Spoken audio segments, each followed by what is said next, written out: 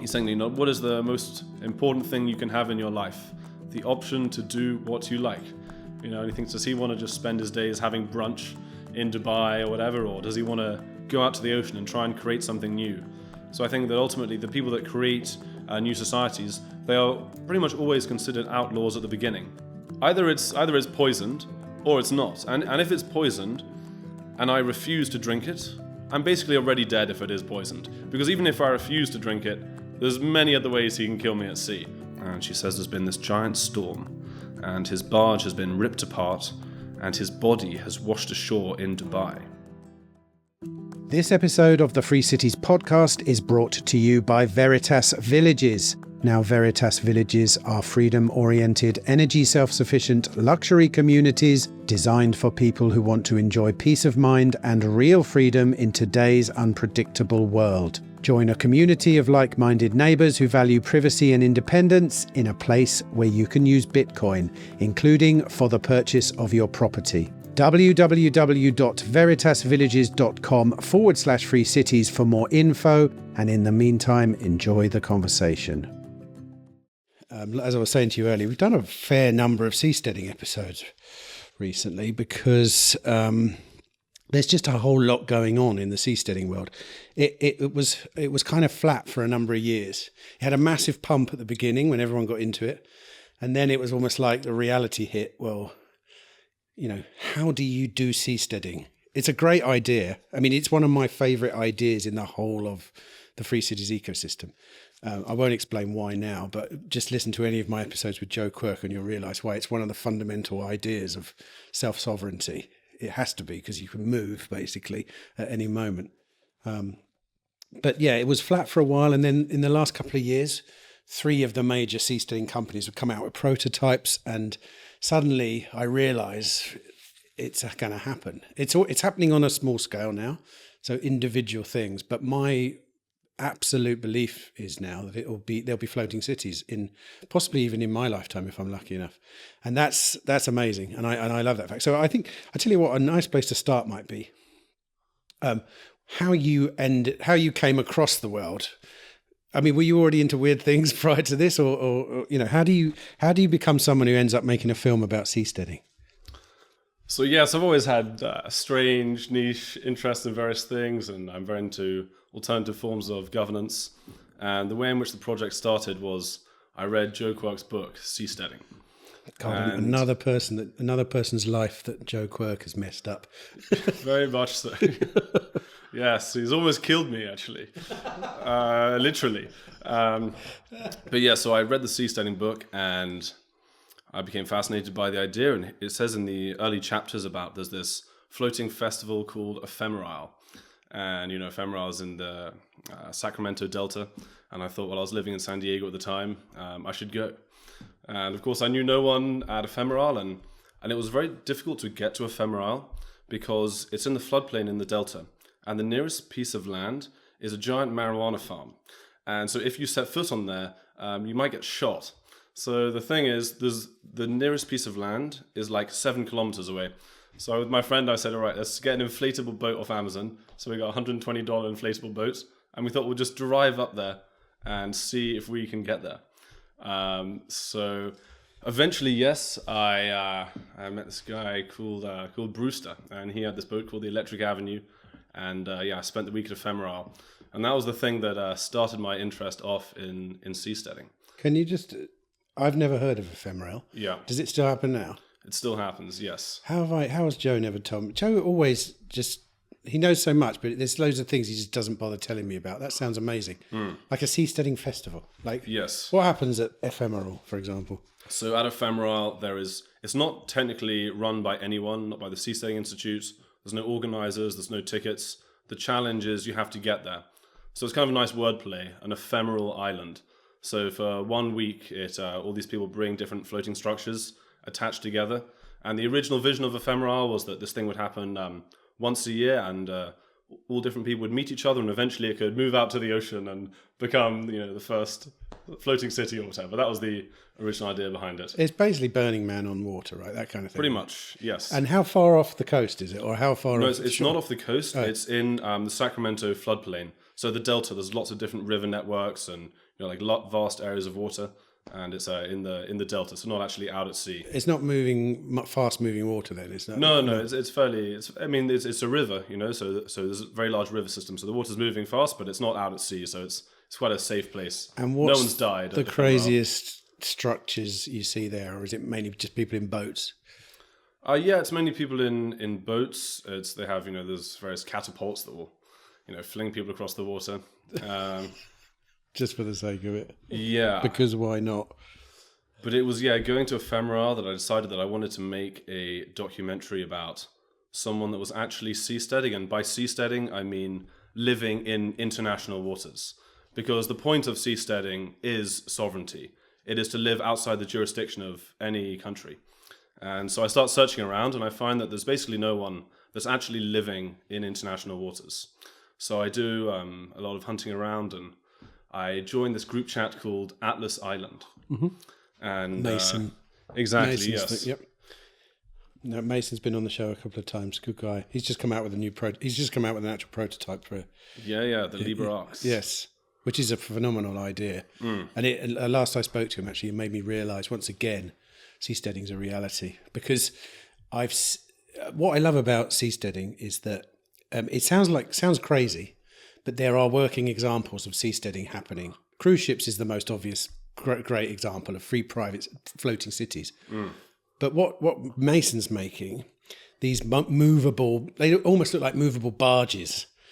They exist all over the world in cities, and you just don't give them a second look. Parked up. I remember going to Amsterdam once, and we got a boat somewhere, and on the way out of Amsterdam, all down the sides of the rivers were large, square, floating houses, basically. And I love that idea of seasteading, the sovereignty side of it being saying, well, you could go to Amsterdam, and then we could go to Prague, and then we could go to Venice, and then we could go here, and that's the self-sovereign life. Anyway, I butted in there. You better carry on. Yes, so Atlas Island. Yes. So I messaged this Telegram group chat, and I said, I'm a filmmaker. I want to make something about seasteading. Has anyone, got any projects out in international waters? And there was one guy that reached out to me, a guy called Stefan. Stefan? Yes. Don't know whether I've come across him. Tell me more. So Stefan was in the process of divorcing his wife, selling all of his possessions, and he wanted to liquidate everything and move out to a boat and live out on international waters. So for a while I was chatting with Stefan for a few months, and eventually he starts hearing about this man that is living on a platform between Dubai and Iran in international waters.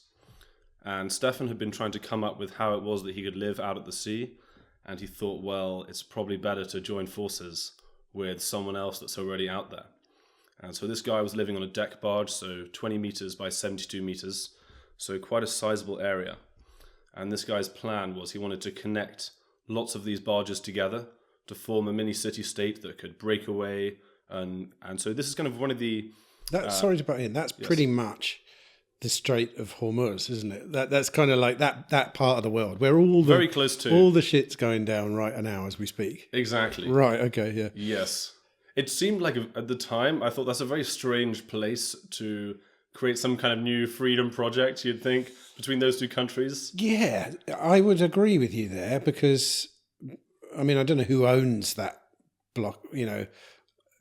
How wide is it? Do you know? Because there's a limit to how much of it can be owned, possibly or not. So I think the Strait of Hormuz that's is about, quite thin, isn't it? That's maybe, I think, 26 or 30 miles.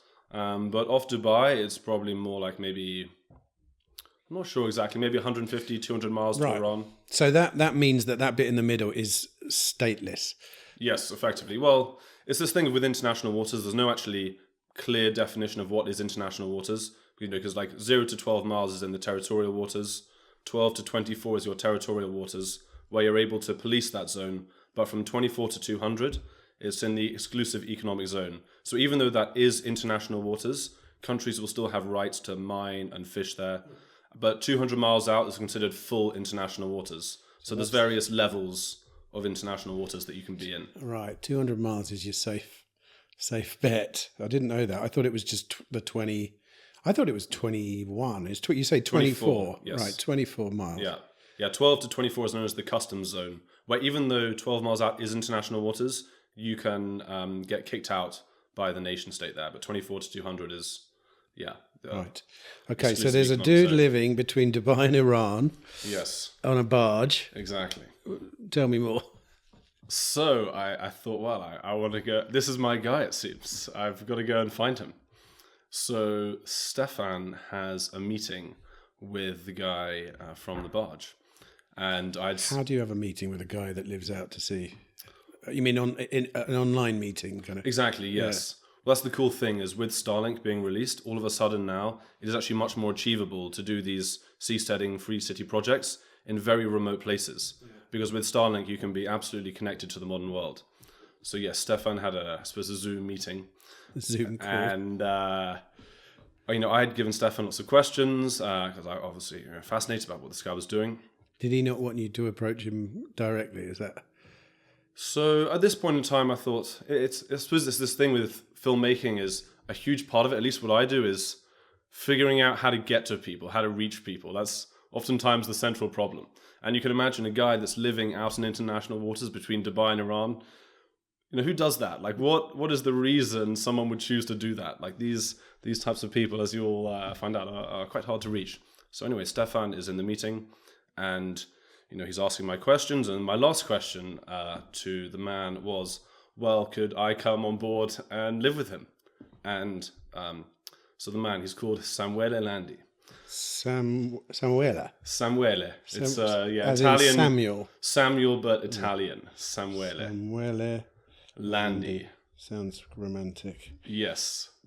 And when he asked if I could come on board, he was very against this idea. And Stefan found this really strange because he thought this guy's been very friendly, very open, but as soon as there's any talk of someone being there with the camera, all of a sudden his demeanor entirely changed. And there was actually a third person in this meeting, who is a very important character in the film, who I'm sure you know him, and he's a guy called Vít. Oh, yeah. We'll come to his involvement later. What was Vít doing there? Jesus. So, okay, Vít, everyone should know that, but Vít is the president of Liberland. Yes, but at this point I had no idea who Vít was. He was just a dude called Vít. But he happened to be on the call, or he invited himself, or no? I suppose he was friends with Landi. That's interesting. I mean, it's a small world, but yes. So anyway, after this, Stefan, he's quite a paranoid guy. He starts to do research on Landi, and when you Google Samuel Landi, you see all these articles where it's like fugitive, wanted by Interpol, massive bankruptcy fraud, and all the rest of it. And Stefan thinks, well, given that I've just liquidated all of my possessions, I don't want to invest them with what seems like a big financial criminal. So Stefan wanted to go live there as well, or was he going to just moor next to him? He wanted to get another barge and join it on to Landi's project. Because there's this concept in seasteading of... vote with your boat. Mm-hmm. And in this barge model of seasteading, if you don't like the society you're in, you can just break away. So, let's see. Yes, so obviously after doing this research, Stefan thought, well, I don't want to have anything to do with this guy. So he blocked Landi. And I was like, can you connect me with Landi? And he said no. And, he didn't want to have anything to do with these people. And he didn't want to put me in jeopardy or something by associating with these sorts of people. So for a while, I sort of forgot about the project. And then I was in another Telegram group chat, and I see this new member has joined called Vít. And I thought, wow, what if it's the same Vít? So, I messaged Vít. I tell him about that. I've heard about this platform out in international waters, and I want to go and film this thing. And Vít says to me, he says, sure, send me any of your previous work. And I suppose this is something I've found a lot with making this film and in general in life, is that it's very important a lot of the time to appear foolish rather than appear smart. If you appear smart, you can often put yourself in jeopardy. So one great historical anecdote about this is that Stalin kills all of his inner circle. The one guy he doesn't kill is Khrushchev. And the question is, why didn't he kill Khrushchev? And to me, the most convincing explanation as to why he didn't is that Khrushchev, at Stalin's command, would start dancing funny jigs and doing like folk songs for Stalin. And Stalin thought, I can't kill Khrushchev, like this guy's funny. And Khrushchev, of course, ended up, by ruling the Soviet Union after Stalin. And it's this thing of throughout history, wise men, they bring kings grief. But the jester always lightened their mood. So, I was thinking about this, and I was thinking, well, what can I send to this guy Landi? I already know that he seems to be some kind of criminal. He doesn't want anyone who's a filmmaker to come on board. So what I sent him is of vital importance. Go on. And I had the perfect video to send. You're talking about you didn't send this to Vít. You sent this to Landi. This is through. I didn't have Landi's contact directly. Right. I was sort of communicating with him through Vít. Right. So I thought, well, what can I send? And so luckily, a few months before, I had made a short film, which we called American Dreams. And American Dreams utilizes the following ingredients. So it utilizes a giant American flag. It utilizes $150 worth of ketchup, a very beautiful Mexican opera singer, and a single bottle of mustard. Right. And the American national anthem. It wasn't an ad, was it? No, it was. Who did you make this film for? For fun. Go on. So essentially, I have a friend that used to have a ketchup addiction. And this guy would consume bottles of ketchup in a day. And it was quite disgusting. And it's a little bit of a crude joke, but we were trying to come up with a short film idea to show him how disgusting his ketchup addiction was. So someone was joking, what if you were to make a sort of pornographic film whereby the finale is ketchup, and it would be like this absurdist humor. And we thought, well, obviously we can't make a porno, but what if instead we just completely covered a girl in ketchup and we shot it impeccably? And it's this thing of if you have very high production value, you can make a lot of strange things seem perfectly palatable. Anyway, we shot this thing, and there is this German word I really like, which is Gesamtkunstwerk. Gesamtkunstwerk, there's no direct translation, but it means a total work of art. It means an all-encompassing art form. And that was how we felt about the ketchup video. So anyway, when Vít asked me then, send me your previous work, I figured, well, I should essentially send him this ketchup video of a girl being covered in ketchup. And it was shot impeccably. I want to make that clear. This was not a low budget, or it was a low budget, but it was a high production value. Anyway, I sent that video to Vít. And I click send, and then a few minutes later I see Vít typing, the typing goes away. And then Vít just ignores me. And I'm thinking, I was so close. I was almost going to get to Landi, and all of a sudden I send this, I suppose you could call it, if you were being very crude, you could call it a ketchup bukkake, if you were being very crude.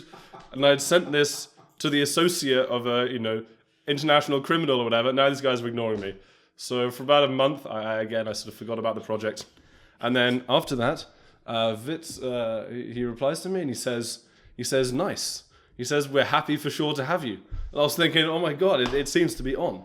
And then again, I say to Vít, great, when are we going to go and visit Landi? And then again, Vít ignores me. And, I call him, send him those messages, hear nothing from him. And at this point, I had no idea who Vít was. So I thought, well, if he's not responding to my messages over the phone, the only logical way to continue the project is to find him in person. So I thought, well, how am I going to find him? I thought, well, I'll go on the internet and just type in Vít Libertarian. And as probably all your listeners will know, Vít Libertarian will take you straight to the guy. So I thought, okay, wow, this is Vít. He's this president of Liberland, this micronation. And then I'm reading Vít's Wikipedia, and I see it's Vít's birthday coming up. So I'm thinking, surely I'll find Vít at his own birthday party at Liberland. So I thought, well, I'll go to Liberland and try and find him. They do. He does celebrate it I think I went last year. But not in Liberland, in Ark. The other. Exactly. It's always, they have a festival at the same time, don't they? They have the, Liber Yeah, I went last year. Yeah, so Vít's birthday, if I remember correctly, is September the 14th. I think it's around that time. I think Liverpool is maybe a little bit before. But yes, I got to Liberland. I went to the Ark Village and no one was there at first. And then, yes, I went to Liberland and no one knew where Vít was. And then I found out that Vít's been banned from Liberland and... Croatia, really? Yeah, Croatia. I mean, but Liberland as well. Like in practice, the police don't let him set foot there. So it's kind of this like strange legal anomaly where Croatia shouldn't technically be policing the region, but they do anyway. So there's plenty of episodes to research that in this podcast. We've talked about it in depth, but I think people understand the terra nullius, it's called. Exactly. Areas of land which are unclaimed by anyone. There's only a couple left in the world. One in Chad, I think, and the other one is in Gornosiga, it's called, in Croatia. Yeah, so there's also Bir Tawil in Chad. Africa. Yeah, that's the Chad one. And also parts of Antarctica are also unclaimed. Oh, there was a slice of it. I think it's called Marie Bird Island, I believe. But it's on the mainland as well. I assumed that they just declared Antarctica sort of owned by everyone or whatever. Countries have made claims, but not on all of it. I'm not sure the historical reason why there is an area that's still unclaimed. But I doubt anyone's putting a flag there, are they? Actually, Vít tells me that he does have his flag on Antarctica. And he also tells me he's soon going to have his flag on the moon. No. Apparently so. I think it's happening at the end of this year. It's what I've been told. I can't... It's not that I don't believe that. I just don't believe Vít believes people went to the moon. You know, I'd have to ask him. Go on. Because Vít recently had his prime minister go into space on this commercial space flight. Yeah, it was... it was the crypto guy. What was his name? Exactly, yes. The guy behind Tron. Yeah, what's his name? Oh, God. I can't remember. Yeah. So, all right. So you're being ignored by Vít on email. Yes. That's a common experience. Don't worry. Like, it happens to everyone. But I found out... What you describe is absolutely correct, though. You get responses about 1 month later, as if you'd literally just pressed the button. Yeah. Yeah. So Vít did, like I was on Liberland, no one knew where Vít was. It was this kind of great mystery, and then it was his birthday coming up, and then I found out he's been banned. And anyway, he then appears on this speedboat on his birthday, and so I sort of get glimpses of him in the distance. I managed to kind of film him, but I don't get close enough to actually ask him about Landi.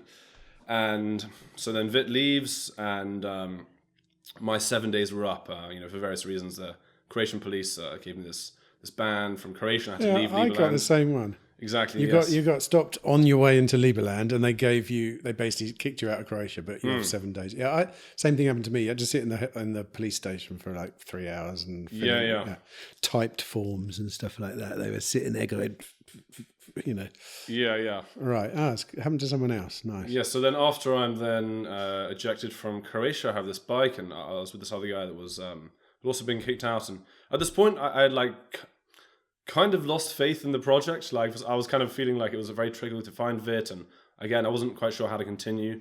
So anyway, we're biking back, and beforehand I'd been in the Ark Village, but there was nobody there. So I leave my bikes at the Ark Village, and then as we're about to get a bus back to Apatin and go back to Belgrade, then suddenly this guy who I'd met on Liberland a few days before says, Vít and the inner circle of Liberland are having this dinner. And then all of a sudden, I'm having dinner with Vít in the Ark Village. I'd like to take a couple of minutes just to tell you about what I think is one of the most interesting real-world freedom projects that we've come across recently. If you've been listening to this podcast for a while, you'll know that I'm always looking for things that actually exist, not the concepts, not the renderings, but real projects where people are already building the future. And this brings me to the Reef Resort, developed by the seasteading company ArkPad, founded, of course, by Mitchell Suchner, who many of you will remember was the winner of the Innovation Award at the 2025 Free Cities Conference. The Reef Resort, as far as we're aware, is the world's first operational seasteading resort. It's located just off the coast of Samuel Island in the Philippines, where ArkPad currently operates 14 floating units available through Airbnb and other platforms, a project that has already hosted thousands of guests in both their accommodation and floating restaurant. Now, here's the development that will be especially interesting to listeners of this podcast. ArkPad Launchpad is planning a second reef resort, this time off the coast of Prospera in Honduras, one of the most important free cities projects in the world, and construction is intended to align with the 2026 Free Cities Conference. So this is where the opportunity comes for you. You can now pre-purchase ownership in the Prospera Reef Resort. Ownership is available either outright or through fractional shares, allowing you to purchase from as little as 1% up to full ownership. Your ownership percentage determines your usage rights, your share of rental income from the eco-resort operations, and your voting power in property decisions. This also gives you the opportunity, of course, to be part of a pioneering ocean-based development within the Free Cities ecosystem. Full units at the Prospera site start from $95,000, but with fractional ownership available, you can participate at whatever level suits you. If you'd like to explore this opportunity, I've included a link in the show notes where you can register your interest and access the pre-purchase information. If you're interested in free cities, frontier living, and the future of ocean-based communities, then this is a chance to get involved at the ground floor. Seasteading is no longer just an idea. It's happening, and now it's coming to Prospera.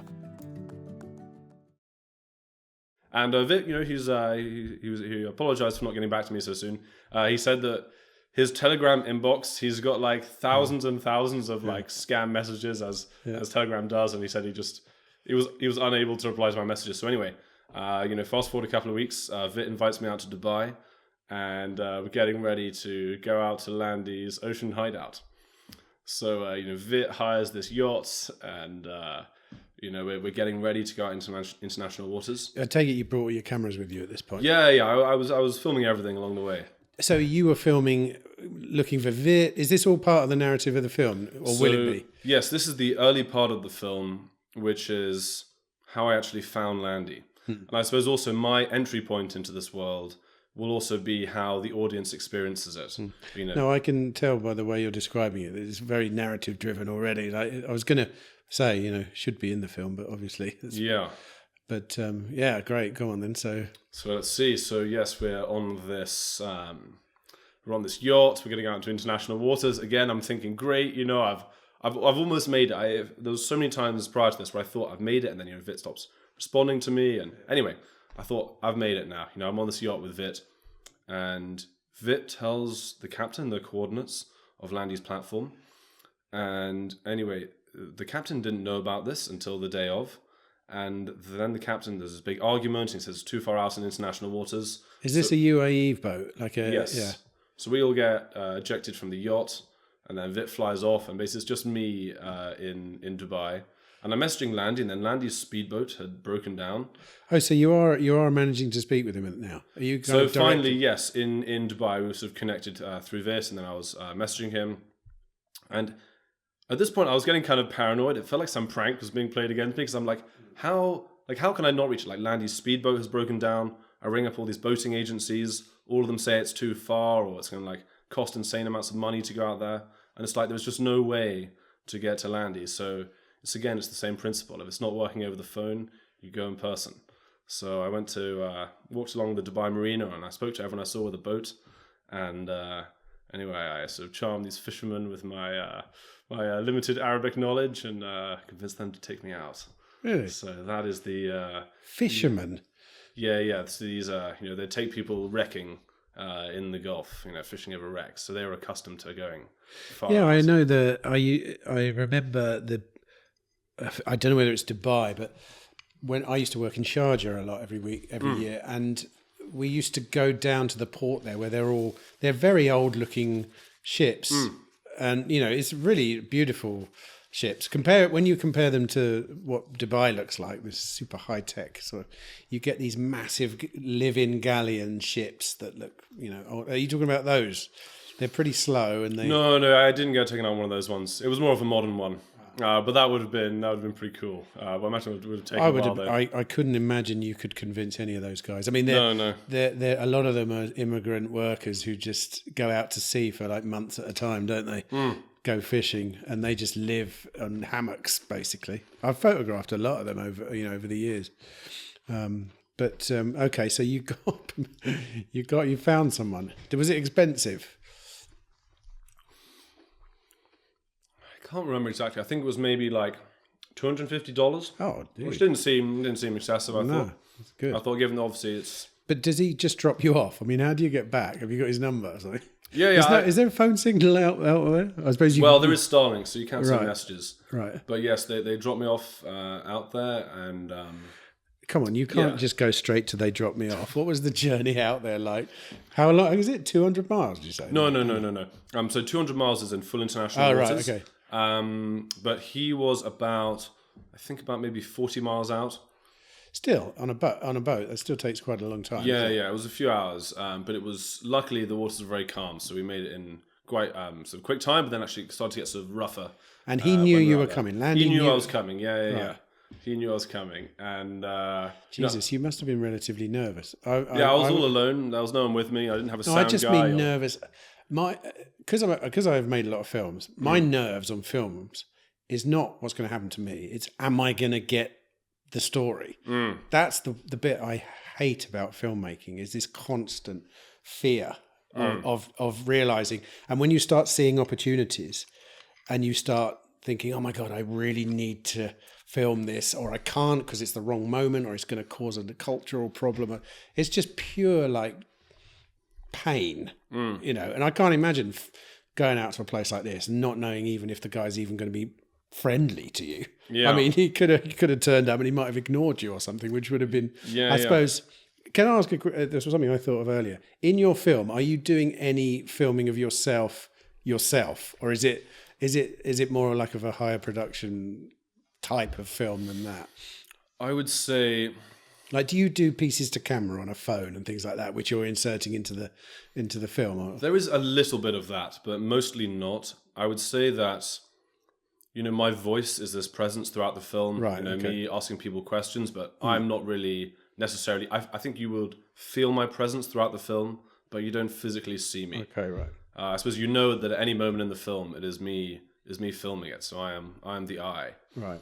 So let's see. So yes, it was very exciting, of course. And of course I was a little bit nervous, but at the same time, it almost felt like there was no way not to do it. Like to find out about such a thing and then to have this opportunity to go and then to not go because you're scared or something is kind of a denial of life itself. Describe the scene when you arrive. It's literally water and a barge. There's nothing for 40 miles all the way around. I mean, visually, nothing at all. Nothing. You're truly just in the middle of nowhere. Yeah. In the middle of nothing.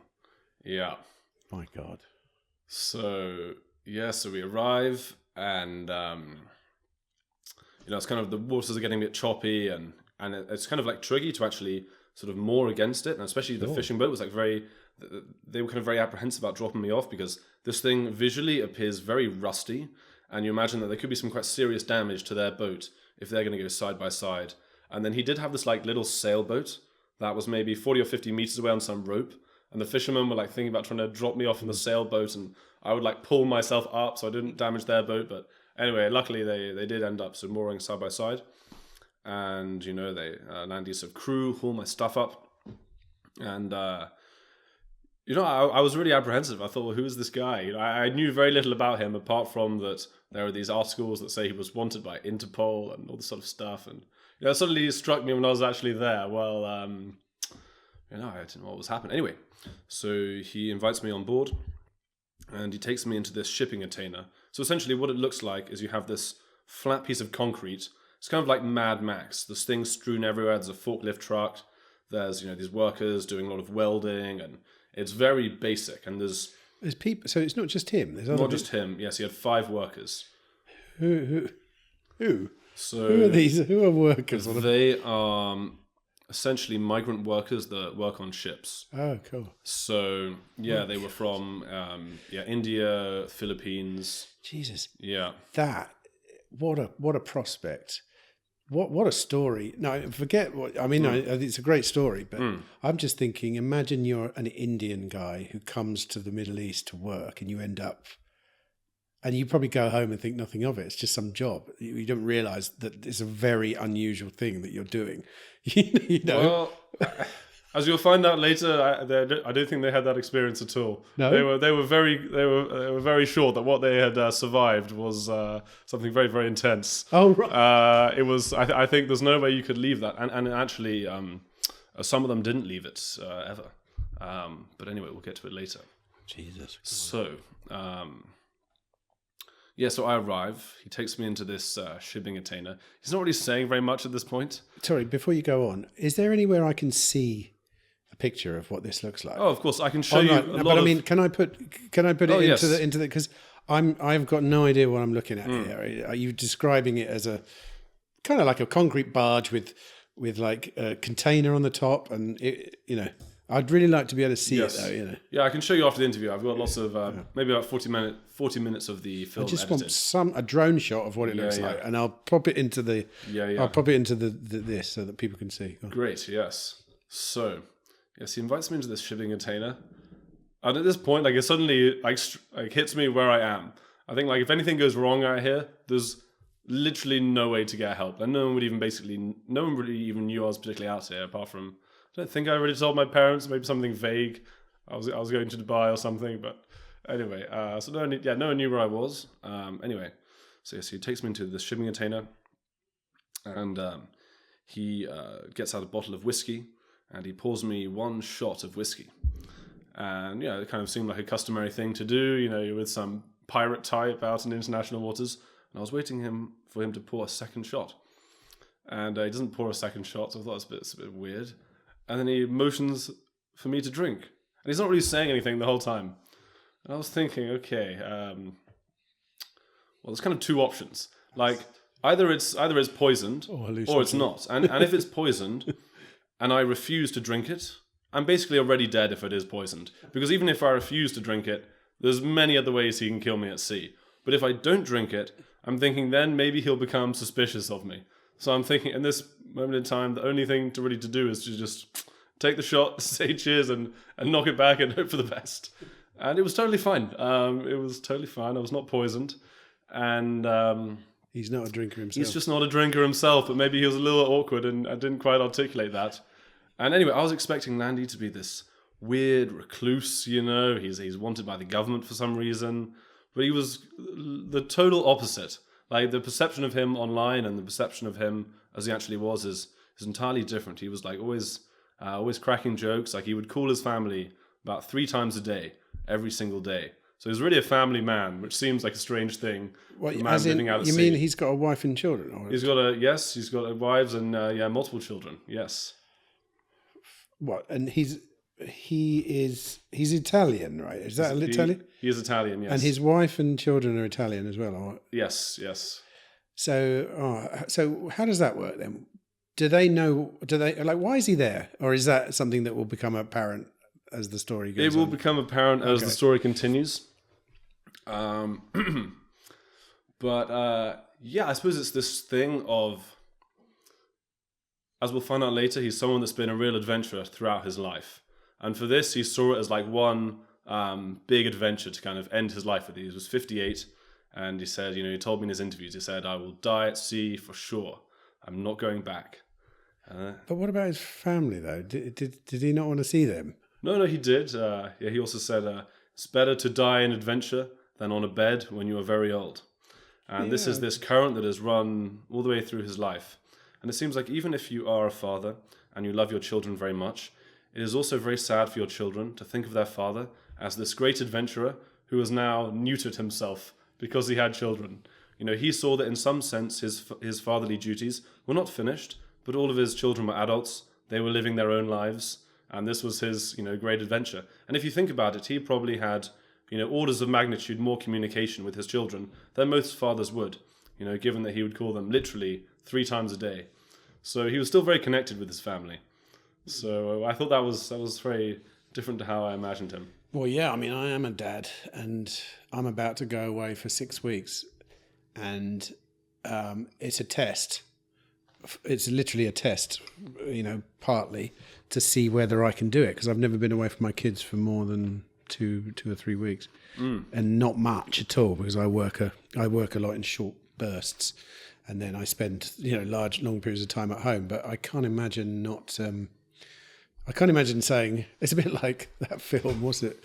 The weird one where the guy goes out into space and he sees, and while he's away, he ages. What's it called? Oh, Interstellar? Interstellar, yeah.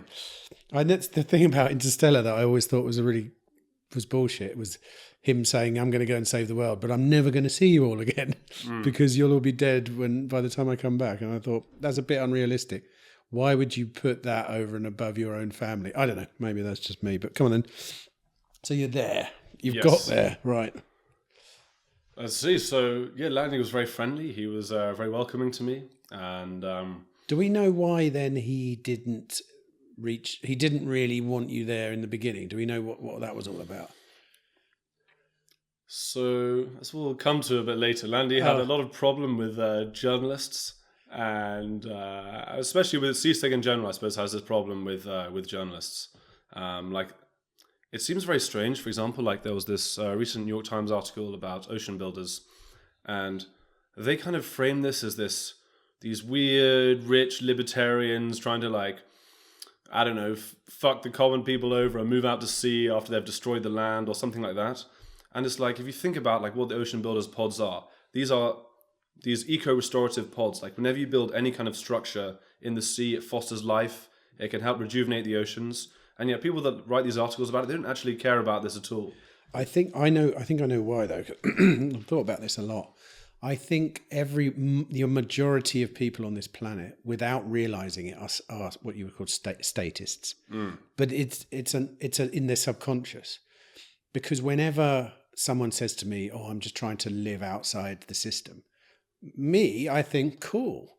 Your average person sees that as a selfish move, which is a bizarre concept, really, when you think about it, because it's a liberating move.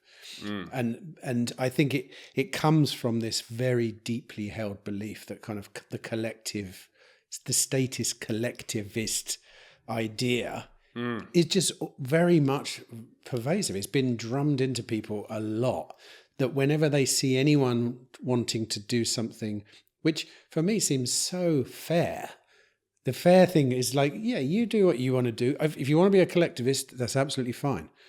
And if you don't want to be a collectivist, cool. I'm really happy with that. But libertarians tend to think that's cool, that's fine. Collectivists don't like you going outside the collective. And a lot of times, you get the same thing happens when people create a tax strategy that saves them money. Or if you see now people talking about people that moved to Dubai to save tax, they're slagging them off left. Have you noticed in the media, it's all these terrible people in Dubai because of what's happening in Dubai. These now getting laughed at because they went out there to stop paying tax. And I'm thinking, yeah, well, to stop paying tax is a good thing for you. You get more money to basically invest in other things. So, but your average taxpayer, it's like, there's a name for that. There's a syndrome, isn't there? Where you're a taxpayer. So if you see someone, like doing something different, you have to hate on them because you'll think, oh, that's not fair. They're not paying tax. But yeah, they made a move.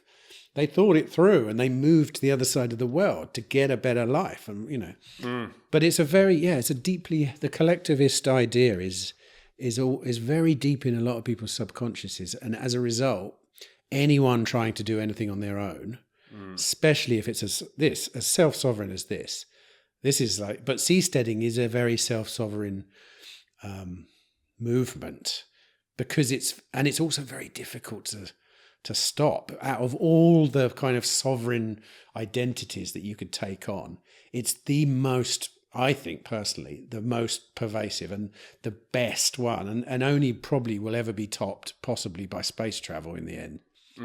And when it comes, and because there's a sovereign, presumably at least, there's a sovereign space out there, which is where you can really get left alone. It's not 200 miles off the coast. It's like 2 million miles in the middle of nowhere, God knows, But no, I agree. The seasteading there's a lot of misunderstandings about what's going on with seasteading. But yeah, on the whole, I think it's people who don't like the idea of someone being self-sovereign, really, in a really deep sense, you know.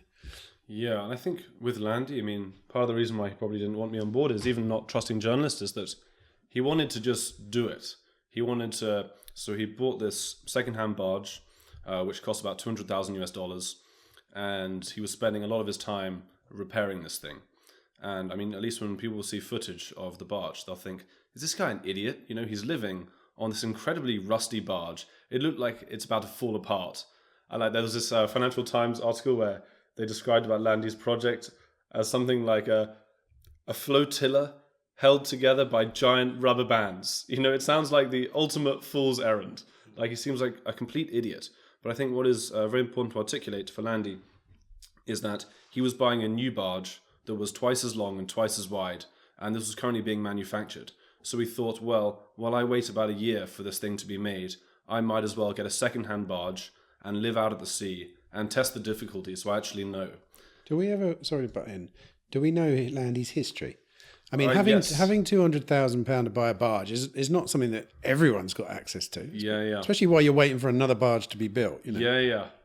No, we can get to, I can give you a few breadcrumbs at the moment of Landi. So, let's see, Landi created one of the first VPNs on the internet called One-Click VPN. Oh, right, so he's got money. He's got money. He made a $1 billion tech company in Italy, a telecoms company. He brought high-speed internet to central Italy. He was among the first people laying fiber optic cables all across central Italy. I think he had about 12,000 kilometers of fiber optic cables. So he was an incredibly smart, competent guy.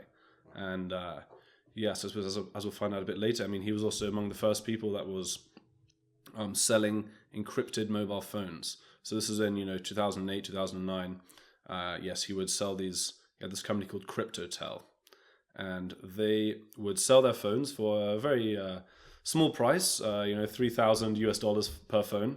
But if you wanted to audit it to know that the security claims were true, he would then sell you the source code, but that would cost $750,000. So you can imagine the kind of people that are buying phones that effectively cost $750,000. Right. You can imagine he had a certain clientele. Probably the CIA. Probably. I did actually chat with him about this, and anyway, I can't say. You might get shot if you take too much. But yeah, all the other things I'm telling you, these are all still known on the internet. Right.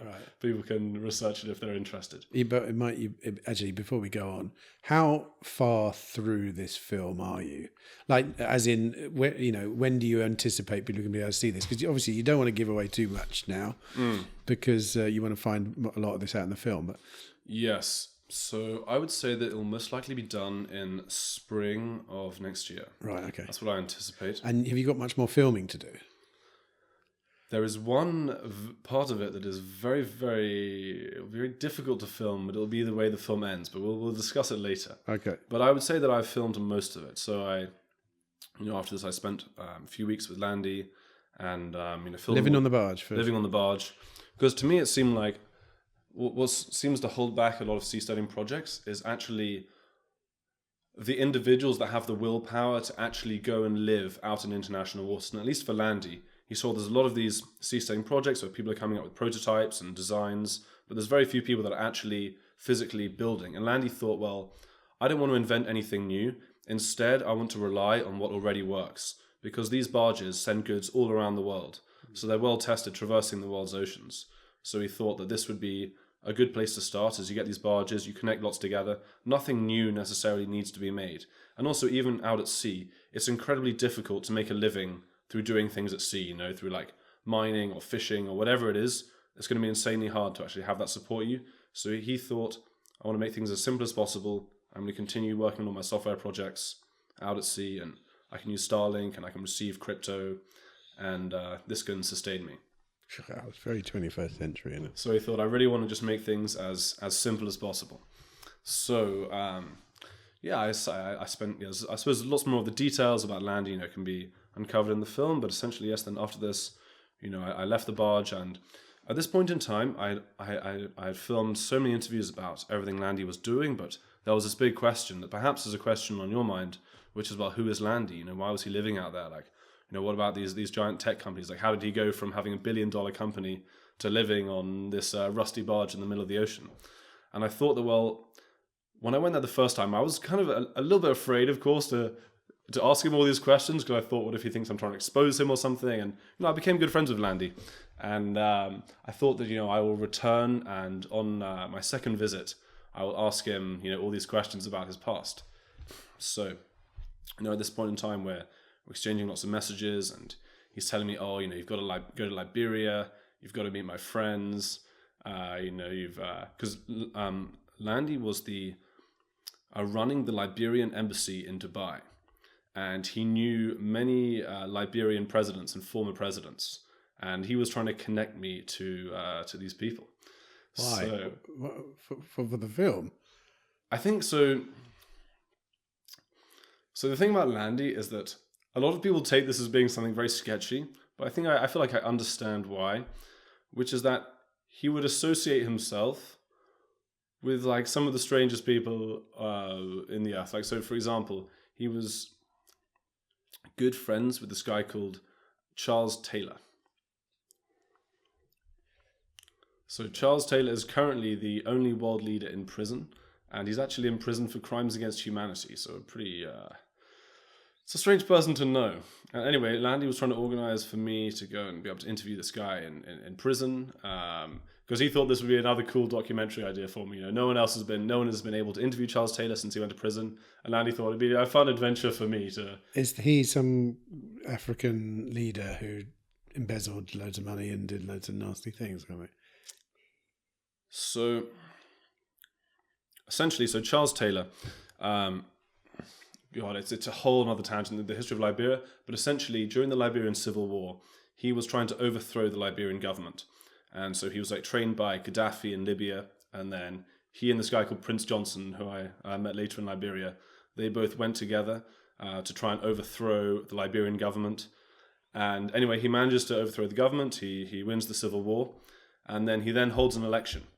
And this is his election slogan, and this is not a joke, I'm being serious, like people can check this up. His election slogan was, "He killed my ma, he killed my pa, but I will still vote for him. Vote Charles Taylor." That's his actual election slogan. It's not a joke. He's taking honesty to a whole new level there. Yes. And the very surprising thing is you think, well, did this work? And yes, it worked very, very well, because not only did he win, but he won the highest share of the vote ever in Liberian history. And since then, no one has won a larger share of the vote than him. So he is this very beloved Liberian leader, which is very strange because the perception of him in the outside world is he's this genocidal maniac or whatever. But in Liberia, he is really loved by the people. And essentially, so he won the Liberian Civil War, won the election. And then there was this lady called Ellen Johnson. And she basically funded these rebels in Sierra Leone to then go and invade Liberia. And Charles Taylor's like, there are these rebels trying to invade me. I've got to get them back. So he goes into Sierra Leone, takes all the diamond fields. Obviously, African wars are very brutal, brutal things. And so then after this, then he is then tried in The Hague for crimes against humanity. And then when he is tried, Ellen Johnson, the lady that funded the rebels in Sierra Leone, then ends up ruling the country. And a lot of people in Liberia basically think, because Charles Taylor was like very strict with like Western influence about them taking materials and resources in Liberia. And essentially there was so many people that did such horrific acts during the Liberian Civil War, but only Charles Taylor was imprisoned, specifically because he was the president. So not to say that he shouldn't be in prison, but the fact if he should be in prison, many other people should be in prison as well. But it was only to take him out. So anyway, yes, Landi wanted me to interview him, and I haven't managed to interview him, but I have interviewed his children, because when Charles Taylor went to prison for crimes against humanity, his children, one of them at least, lived with the Landi family in Dubai. But wait a minute, but this is nothing to do with seasteading now. Is it in the film just as an interesting trip?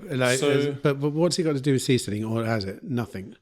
No. So I would say the film it's called The Legend of Landi, and it is of course about Landi's seasteading attempt. But I would say that it is more broadly about freedom And because I think even with seasteading is that it's fine to come up with engineering designs, but you kind of have to have some kind of like spiritual drive to do something, like to create a new city or a new country. Usually these founders there'll be like these mythic founders, like Romulus founding Rome or whatever. Like every city has these figures. You walk around London and you see Trafalgar Square, and any kind of movement needs these kind of heroes. So that's kind of how I hope that Landi will be, as I'll explain now. I think you could call him the first martyr for seasteading. So essentially, yes, I leave the barge. We're exchanging all these messages. He's telling me about Liberia. He's telling me about these adventures I should have, and I'm getting ready to go and join him in January of 2023. Second, so on the barge again. Yes, yeah, and so sorry, of 2024, and so I'm getting ready to return, and Landi stops replying to my messages. I suppose it's been this common thread of when someone stops responding to my messages, well, I've just got to go and find them. But this time was different because, he doesn't reply to me for about a week, and it's kind of unlike him.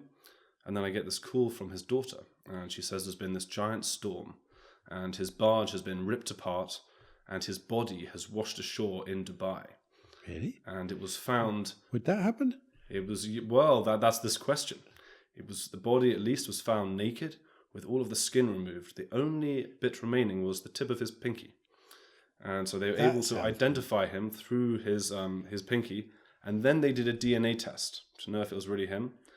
And they used the son's DNA and the body's DNA, and then Landi's lawyer told me the results of this would never be made public. So I was thinking, wow, I mean, what the hell has happened? I was good film about freedom. The ultimate freedom is to fake your own death, isn't it? Well, I don't think he faked his own death necessarily, but lots of people did think this for a while. But I suppose it's this thing of, in any kind of movement, like if you want to actually propel it to like its greatest possible potential, and you have people actually pushing at the frontiers, necessarily when you're on the frontiers, things go wrong. Things break. Like, for example, if you want to go to space, there have been many astronauts that have gone up in rockets and then they've exploded after launch. Like, necessarily, if this is what is required for any new movement, is people that are willing to push things forward. So at this point in time, I thought, well, I hope that what my film was going to be at the beginning is I hope that I would go out to Landi's floating city over many years, and more people would come, and I thought I would be like his PR man, like through my film, other people would join him, more barges would come, and after this I thought, well, I've got to find out about Landi. So it was this point in time that I then go to Italy, meet a lot of his friends. I see. So we're only halfway through the film, really, at this point, when he dies. Okay, right. So most of the film has happened since then. And since then, of course, there's a lot of people in the seasteading world that all look up to Landi, and things like like a Mitchell Suchner, and like he was in contact with Landi a lot, and they had like plans to collaborate in the future, and Joe Quirk was messaging Landi for a long time, and he's someone that he knew all these people in the wider seasteading world. So since then, I've been going to Ocean Builders, spent a lot of time with Joe, and it's almost like through the other stories of seasteading, we also find more about Landi's spirit and the way in which this this movement continues without him, and the effect that he had on people. Be honest with you, as someone who I've dipped my toes into the seasteading world a few times. The first time I'd heard of him was when I think I don't know why I got an email from you, but I think it was about the film. I think it was when you were looking for probably investment or something, and I'd never heard of him. I'm surprised. Like I say, I speak to Joe quite a lot, and he just forgets to tell me really important things like that. For example, like I've had 9 hours of conversations with him. He's never mentioned Landi once. And he sounds like he's one of the central characters in the whole thing. Maybe it's because he died. Maybe he doesn't want to give it back. To sort of tell the story of a seasteader who ends up basically dying, because that's not good PR at the beginning. Well, Joe has written about him lots on the seasteading his website. But I suppose maybe Joe is what's the word? I'm not sure. Perhaps being chivalrous or something. Perhaps he sees it as my story to tell, so he feels. But yeah, I think that ultimately, for any kind of movement, you need these kind of early heroic figures, these people that risk their lives for something much greater. And Landi saw this as this kind of whole new opportunity for humanity, and he thought, well, instead of waiting for the perfect time, I'll try and do this thing. And he said that all the successive attempts are likely to be far better than mine. Like, all I want to do is just try. Why not risk your life for some bright future on the ocean? So we're sure then that there was a big storm and the boat sank. And is that pretty much true? I know it's true. All right. So the reason why I can be very sure about this is that, so obviously one would think at this point in the story that I would never return to the barge. Obviously it's been destroyed. So there was a whole period where we're thinking, well, we want to go back to the barge and we want to film the wreckage of it on the bottom of the ocean. Oh, cool. So for a long time... So it's not too deep there, I suppose? No, in the Gulf, it never gets very deep. I think it's about 30 meters, or actually it is exactly 30 meters where we found it. I think the deepest it gets to you found the wreckage? Yes, yeah. Holy shit. Yes, man. and filmed it impeccably, like it is. This is pretty grim to ask, but did you see any bodies down there? Like, no. Did UAE or Iran or anyone, did they send anyone out there to look for bodies? Or is it because, it's in a way, it's an interesting test of the thesis of, are they really in the middle of nowhere? Like, did anyone show any interest in the fact that some people died there? So the thing with the UAE, I suppose, is they are quite secretive about things. It's not as if they have a totally open and free press. Maybe it doesn't exist anywhere. But anyway, with the UAE, it definitely doesn't. So there was nothing really in the news about this. There's let's see. So Landi on board and 5 people on board. And these guys, Indian guys. Yes, so Landi's body was, they say it was found. Yeah. There was another body. One person is unaccounted for, and there were 2 survivors. Really? Yes. Jesus, what did they do? Swim? So I managed. Well, I had heard. One of the survivors. Of course, I became good friends with him, and I had heard that there were 2 survivors, but I wasn't quite sure who it was. But I knew their names, so I then just started searching the internet if I could find any trace of them and find their family members. So both of the survivors, I both found a lot of their family members online. And so I start sending messages to them, and I managed to get in contact with one of them called Jeffrin, who is from Tamil Nadu. Bloody hell.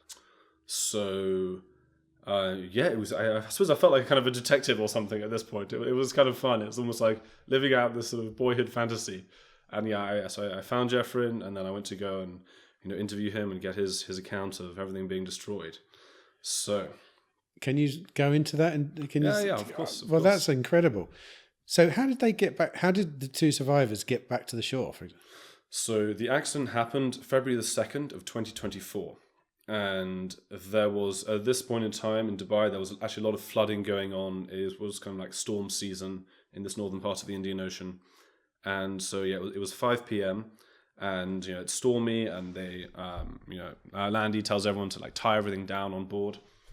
And Jeffrin, he hears this huge crack on the side of the barge, and he goes to investigate, and he tells Landi, and this crack is getting larger and larger and larger, and until the barge splits in 2. So I suppose, as an aside, before I continue with the story, is that people assume that if you build something larger on the ocean, it is necessarily more stable, but that is actually very much not the case, especially for large objects. It's much better to go deeper. The way to see this is if you imagine there's a wave like this kind of shape. If you have a barge on here and it's on the crest of the wave, there is a huge amount of force in the middle that can split the barge in half. Where it'd be much better to have a barge that was half as long and it can actually slide down the wave. When things are too big, there's actually a lot more forces that can destroy them. So in what you kind of want to take ocean builders' approach of the way to get stability is not to build wide, is to build deep first. So actually, as kind of an interesting aside, is that this is the same way that whales sleep in the ocean. It's much more stable. And so there's this thing called moment of inertia, where, if you try and balance a pencil on your finger, it's very difficult. If you try and balance a broomstick, it's very easy. And actually, as things get larger, they get more stable. So, for example, reusable rockets, the larger they get, actually the easier it is to land them because they have a greater moment of inertia. It requires more force to off balance them. So it's kind of a nice observation about whales and then seasteads and also reusable rockets. And then of course there is this narrative of one of the most important use cases for seasteading could be taking us into space, because there is so much regulation around launching rockets on the land that, Elon Musk does now have a lot of his launch sites on the ocean.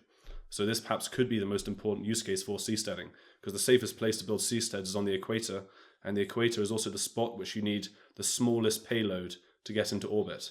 So perhaps this could be in the future if, governments get far more oppressive in their regulations towards space, like the oceans, and seasteading could be the way in which we get there. But anyway, back to the story. So the barge is it's cracked in two, and so Landi is someone that he's always joking. Even in dire straits, as it turned out, even in the face of death, his personality didn't really change.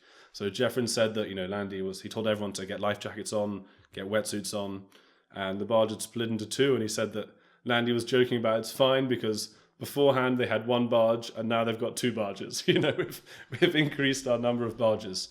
And Landi was sort of cracking jokes, trying to get everyone to remain calm, and they're getting Landi like, can you call someone for help? And there was no mobile signal. The Starlink had been destroyed, and after a while, when they were gathered on the back, it's starting to get dark. The waves and the wind are increasing, and he said that the barge flipped over, so everyone is thrown into the water. And Jeffrin, in his interviews, he says, in that moment also he was smiling.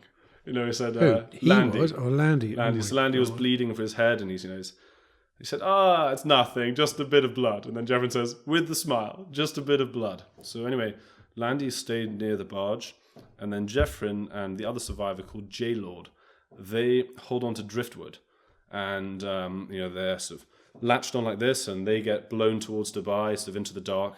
And actually, Jeffrin couldn't actually swim, but he was wearing a wetsuit and a life jacket, and they were just holding onto this driftwood. And you imagine for 18 hours being blown through the night. Oh, God, it's my worst nightmare, mate. Then and they were saying that literally that they couldn't swim, or like they couldn't even move. He said his muscles were like so tight, just locked in like this, and the only thing they would do is like move to one side to help keep it balanced. And so anyway, they're getting blown through, and then they see these ships off in the horizon the next day, and they try and like wave to them or whatever, but they're getting blown the other direction, and the ships don't see them. They keep getting blown along, and then just as I said, they didn't swim, because if they started swimming, they'd lose energy. And then they see this ship that's like quite near to them, and then J-Lord says to Jeffrin, this is our last chance. Like, we've got to swim. Is it? And at this point, the sea died down a bit. It's died down a bit, yes. I mean, it's still rough weather, and strangely enough, I actually found a picture online of them being rescued.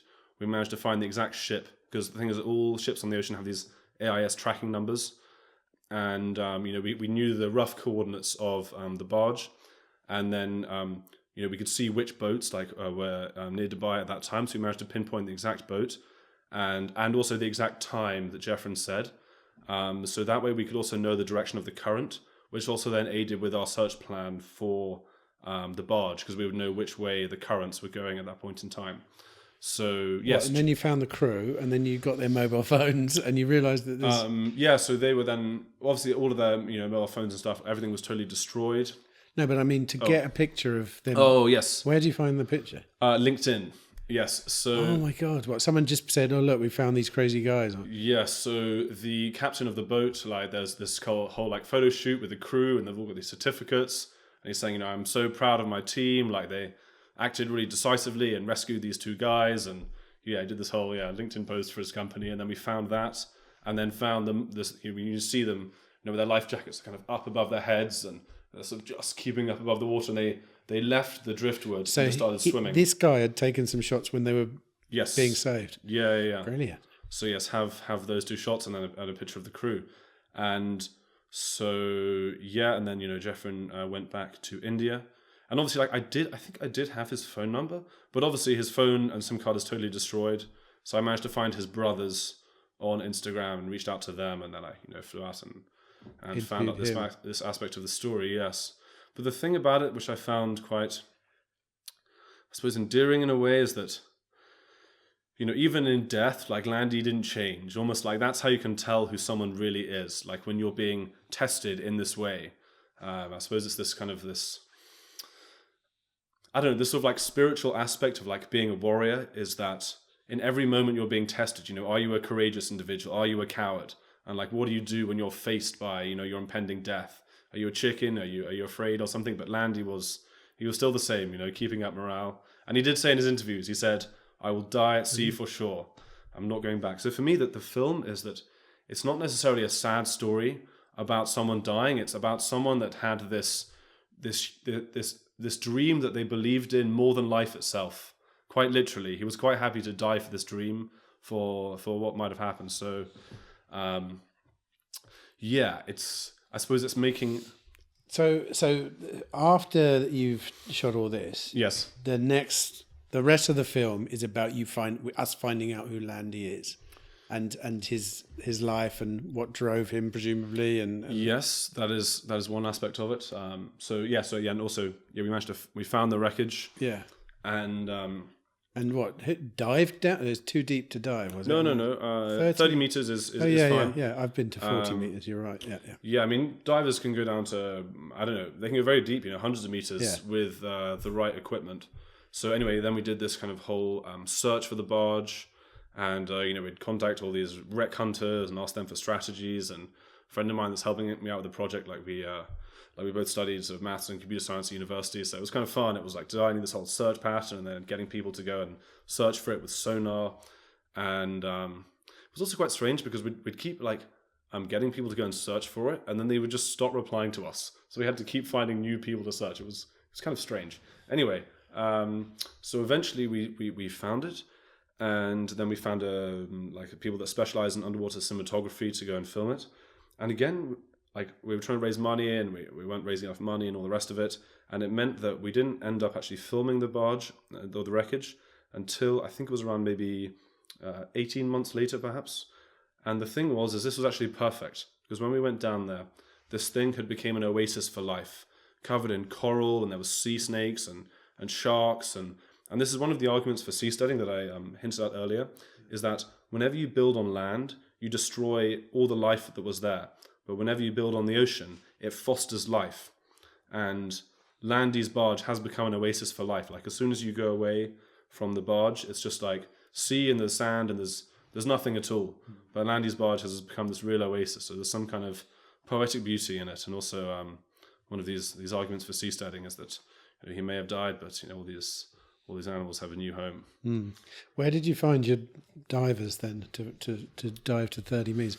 I've made a few films underwater, and well, I know there's a few guys around the world that do that kind of stuff. Yeah. Well, I'll do a shout out for them. They're called Scarlet View Media. Oh, right. And this sort of team of British divers. And I suppose it's another one of those things. You just do some research on the internet. Yeah. Compile a list of maybe 20 people that seem, or 20 companies that seem competent, and then email them, and you find the best fit. And but you sound like you were very happy with what it looked like, you say. Oh yes, no, really, they did an incredible job, the divers. And very just. Did anyone did you find anything unsettling down there, or interesting, or Well, we found Landi's laptop. Really? I have his laptop. That's kind of. Have his laptop, or have his mug.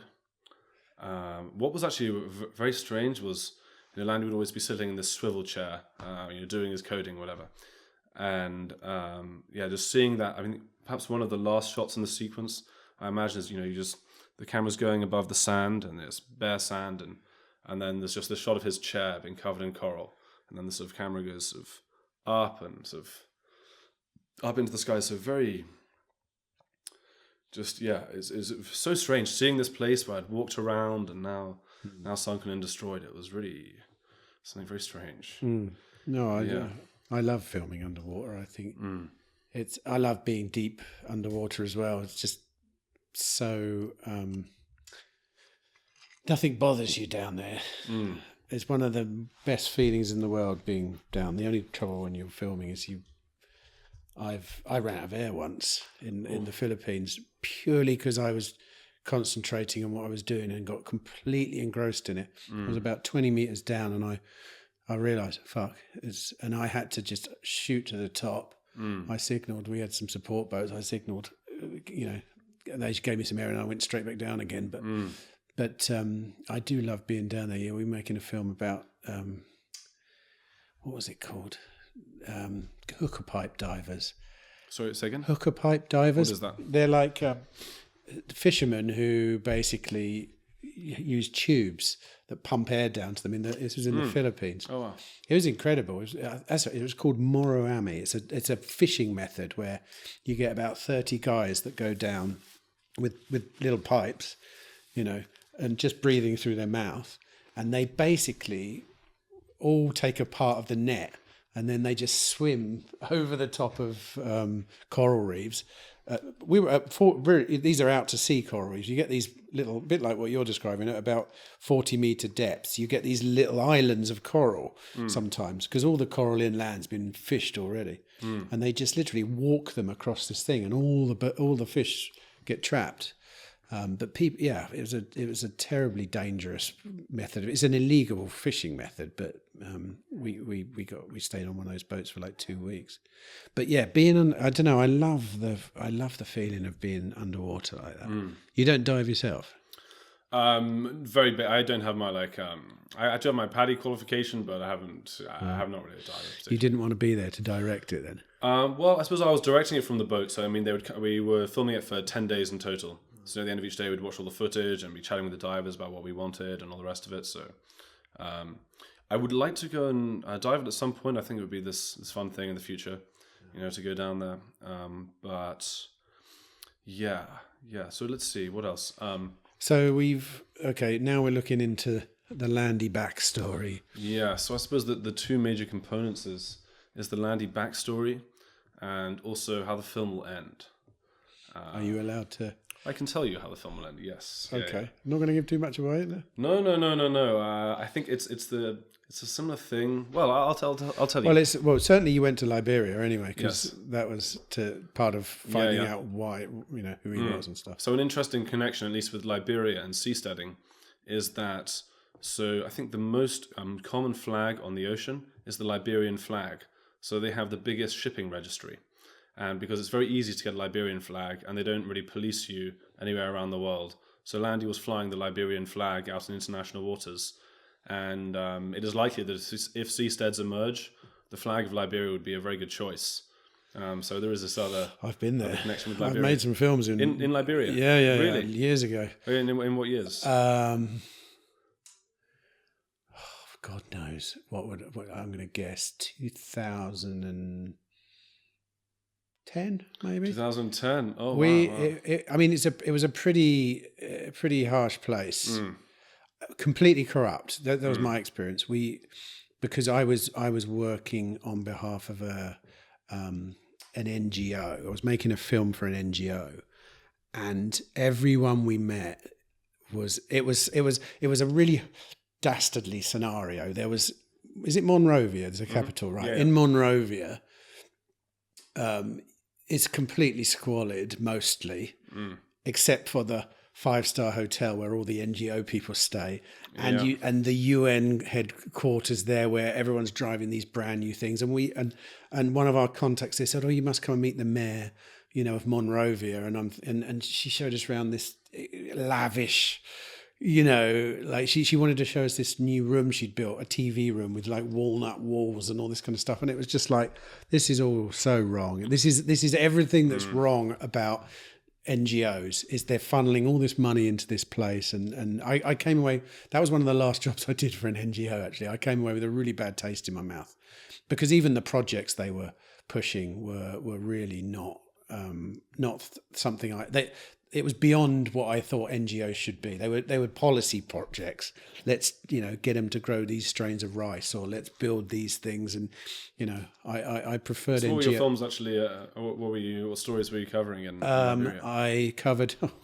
The first one was about. It was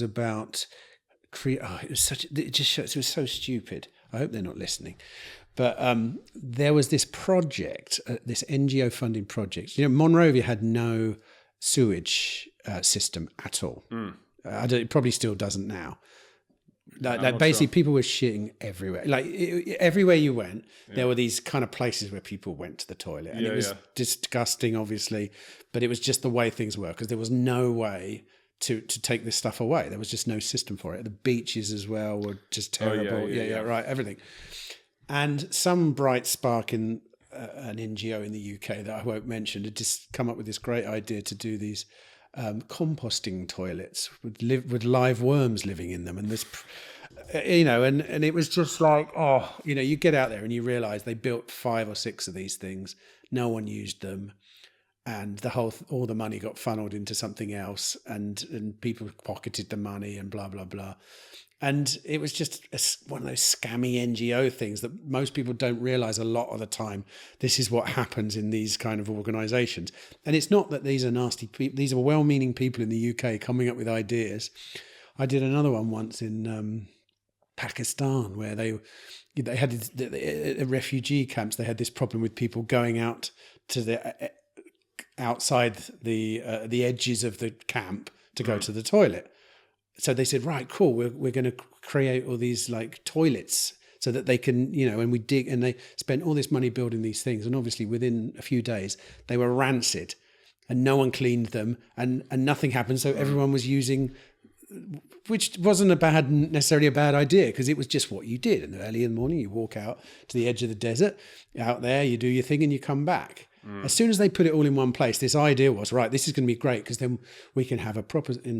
there was no thought that maybe if no one wanted to clean them because they were disgusting, and within a few weeks they were completely useless. No load of money pumped into that. But yeah, the Liberia one was the composting toilets, and then I did the last one I did, which just I realised this is wrong. They were trying to get inland farmers to change the kind of rice they used to this GM rice, because it gave 4 crops a year instead of 2 or something. And I'm really suspect of things like that, because I think just leave them alone. I mean, inland, it was actually a really lovely country. The roads obviously were unbelievable. Like they were all dirt roads. And in the rainy season, which second time round we were there in the rainy season, you can imagine, I've got the best footage of trucks trying to get across these horrendous, it's just one of those countries that's unfortunately you find just not working, corrupt, no infrastructure, just, I don't really know how short of starting from scratch. Anyway, this is a bit of a side. How did you find Liberia? Did you like Liberia? I love my time in Liberia. I don't think I would recommend it as a tourist destination. No, not me neither. Well, I don't know. I haven't been there for a while. But depends on what you like. I mean, let's see. I suppose to your point about the composting toilets, I found this quite amusing, which was that I stayed like pretty much next to the president's house. And on one of the walls next to his house, like on the outside of his compound, there's this graffiti you see all over Monrovia. I saw it probably 50 plus times. It says, "Only dog allowed to pee here," by the president's house. But yeah, Liberia is interesting as well because it has exactly the same constitution as the United States, almost exactly the same. And it's one of the longest independent African nations, I believe the second after Ethiopia. And it has a huge amount of natural resources. Yeah. So it's strange the way that it is. Yeah, because almost the whole population lives in poverty, I would say. Is that fair to say? I mean, I can't... yeah. It is one of the poorest nations in the world. Yes. But yeah, let's see. So in Liberia, yes, I met a lot of Landi's friends, a lot of people in the government that knew him, of course. What's the initial connection between Landi and Liberia then? So even to go back a step, so we won't go into depth about Landi's past, but a sort of broad overview is that he's born in the middle of Italy, and as a young child he does a lot of these motorcycle races all across Africa, does the Paris-Dakar. He's always had this sort of early adventurous spirit, and just like he kind of likes the frontiers of being out in Africa and being in these dangerous places, he's also into the frontier of cyberspace, creating VPN technology. Like he would make these, and you probably remember them, like payphone cards or whatever. He was like among the first people making these in Italy. And then he makes this telecoms company called Utilia, which lays all these fiber optic cables all across central Italy. And in the space of about 5 years, from basically nothing, it becomes the fourth largest telecoms company in Italy. And at least this is Landi's side of the story. I mean, is that he said that his company was entering into a deal with Berlusconi, where there'd be some kind of merger because, Berlusconi, the president, had this company, Mediaset, and he's kind of this media mogul. And anyway, Samuele said that at the last minute, Berlusconi pulled out of this deal and then started accusing Samuele of massive fines from the government. And these fines are worth hundreds of millions of euros. And so basically, from Samuele's perspective, he feels like, I create this big company, I tried to enter into a deal with the president. Obviously, he's the president, so he can basically get the courts to do whatever he likes. He pulls out of the deal, accuses me of all these fines. My company eventually goes bankrupt, and then all of Samuele's fiber optic cables are then acquired by a shell company owned by Berlusconi. That's Samuele's side of the story. I mean, I'm not going to delve into the details too much in the film, because also it's a very long legal case that lasted many years, and lawyers devoted all their energies to this. So it's not for me to say whether Landi is innocent or not, but at least what Landi was then accused of fraudulent bankruptcy. And you can imagine, perhaps from the more libertarian perspective, you create this giant company, the government tries to fuck you, they accuse you of all these fines, and then you think, well, if they're going to take all my assets, I might as well try and save some of them. So he leaves the country, and maybe he does fraudulent bankruptcy, maybe he doesn't, I'm not sure. But after this, he then has to flee Italy. And so even before this, Landi would spend a lot of time in Liberia. He did have a portion of Utilia that was doing a lot of infrastructure in Liberia. So they would build hospitals out there, and they would do the whole telecoms network in Liberia. And of course, if you want to do business in African countries, you have to know the people that are running things. It's impossible, to do large-scale projects without that. So yeah, that was sort of Landi's involvement in Liberia. And so the thing is, Landi set up the Liberian embassy in Dubai. And there is this kind of, I suppose you would call it like a meme, perhaps, amongst commodity traders of being a Liberian diplomat. Because in the 90s, it used to be that you can pay to get a Liberian diplomatic passport. And as a diplomat, you are able to, you have diplomatic immunity, so able to take like a briefcase or whatever of diamonds or whatever, across borders and things like that. And anyone that's a Liberian diplomat is considered insanely sketchy. But I would consider Landi probably the only legitimate white Liberian diplomat that has ever existed. I'll tell you why. So after Landi, or even before this, so one thing that's very endearing to me about Landi is that he was never trying to show off. He was never trying to do good PR for himself. He really just wanted to pursue his projects essentially in peace. It was really only because I was so persistent in trying to reach him that a filmmaker even came on board and filmed what he was trying to do. He was never chasing publicity at all. And of course, there's all this negative press about him. And so anyway, after Landi died, I get in contact with someone from the Liberian embassy in Dubai. And he tells me how Landi coordinated the rescue of hundreds of Liberian girls that had been sold into slavery in Oman. And so essentially what had happened is, these girls would be promised that they would be able to study, go to school, get jobs in Oman. They would be sent to Oman. When they would arrive, they would all have their passports taken away from them. If they protested against this, they would be beaten. And a lot of them essentially were working as slaves, for little to no pay. And, of course, some of them, the more attractive ones would have a certain fate. And also Liberia has no diplomatic ties with Oman. So there's no Liberian embassy with which these girls can get any help. And some of them would escape, try and leave through the airport, but they're unable to escape because they have no passports. And oftentimes when they went to the airport, they would be beaten and taken back to their slave masters. So anyway, some of these girls then think, well, how can we escape from here? There's no Liberian embassy in Oman. Where is the nearest Liberian embassy? It was actually, technically, floating in international waters between Dubai and Iran. And so what Landi would do is when he found out about this, he figured, well, I've got to try and get as many of these girls out of Oman as possible. And the Liberian government wasn't particularly helping with this issue. So Landi personally used, his own money. He would pay for safe drivers or for getaway drivers to go in the night. These girls would then have to escape from the houses. There would be a driver that would pick them up. And as I said, they couldn't just go to the airport and leave because they didn't have papers. So they would then all stay in a safe house that was paid for and organized by Landi in Muscat, the capital. and then Landi would then start the basic negotiations with the government and the slave masters to allow these girls to leave, to be able to get their papers and all the rest of it. Are there land borders they could have gone out on? Well, I think they just basically didn't have any documents with which to leave. And you imagine, let's say you have no money at all, you've essentially been a slave, you go to the border. I mean, what do you do next? Then you're just in some other strange place. I don't know, sneak over. I was just thinking about, I've never travelled across any borders there. Actually, no, I've been from like the UAE to somewhere else. I can't remember, and there's no border really. You just. So the point is, what do you do then? Then you're in some other strange land. Well, you said that he set up our Liberian embassy in Dubai, right? Yeah. So with these girls, they were all in this safe house in Muscat, and then he would then get all of their papers, and he would pay for their plane tickets to go back to Liberia, and hundreds of these girls were basically rescued by him. And this is another thing with the media, how they oftentimes don't care about the truth whatsoever. So, for example, there was this Financial Times article about Landi, and everyone that reads about Landi on the internet, they consider him this terrible guy for some reason. But what crimes did he actually do? The only thing you can say that he might have done is fraudulent bankruptcy. That's the only real thing. But he seems like this terrible criminal or whatever from the way the media portrays him. But when you say fraudulent bankruptcy as well, yeah, I look at that and think, I thought when you were saying it, I thought what you said. Yeah, I thought here's a pretty, authoritarian government trying to steal all my possessions. I'm going to try and hide some.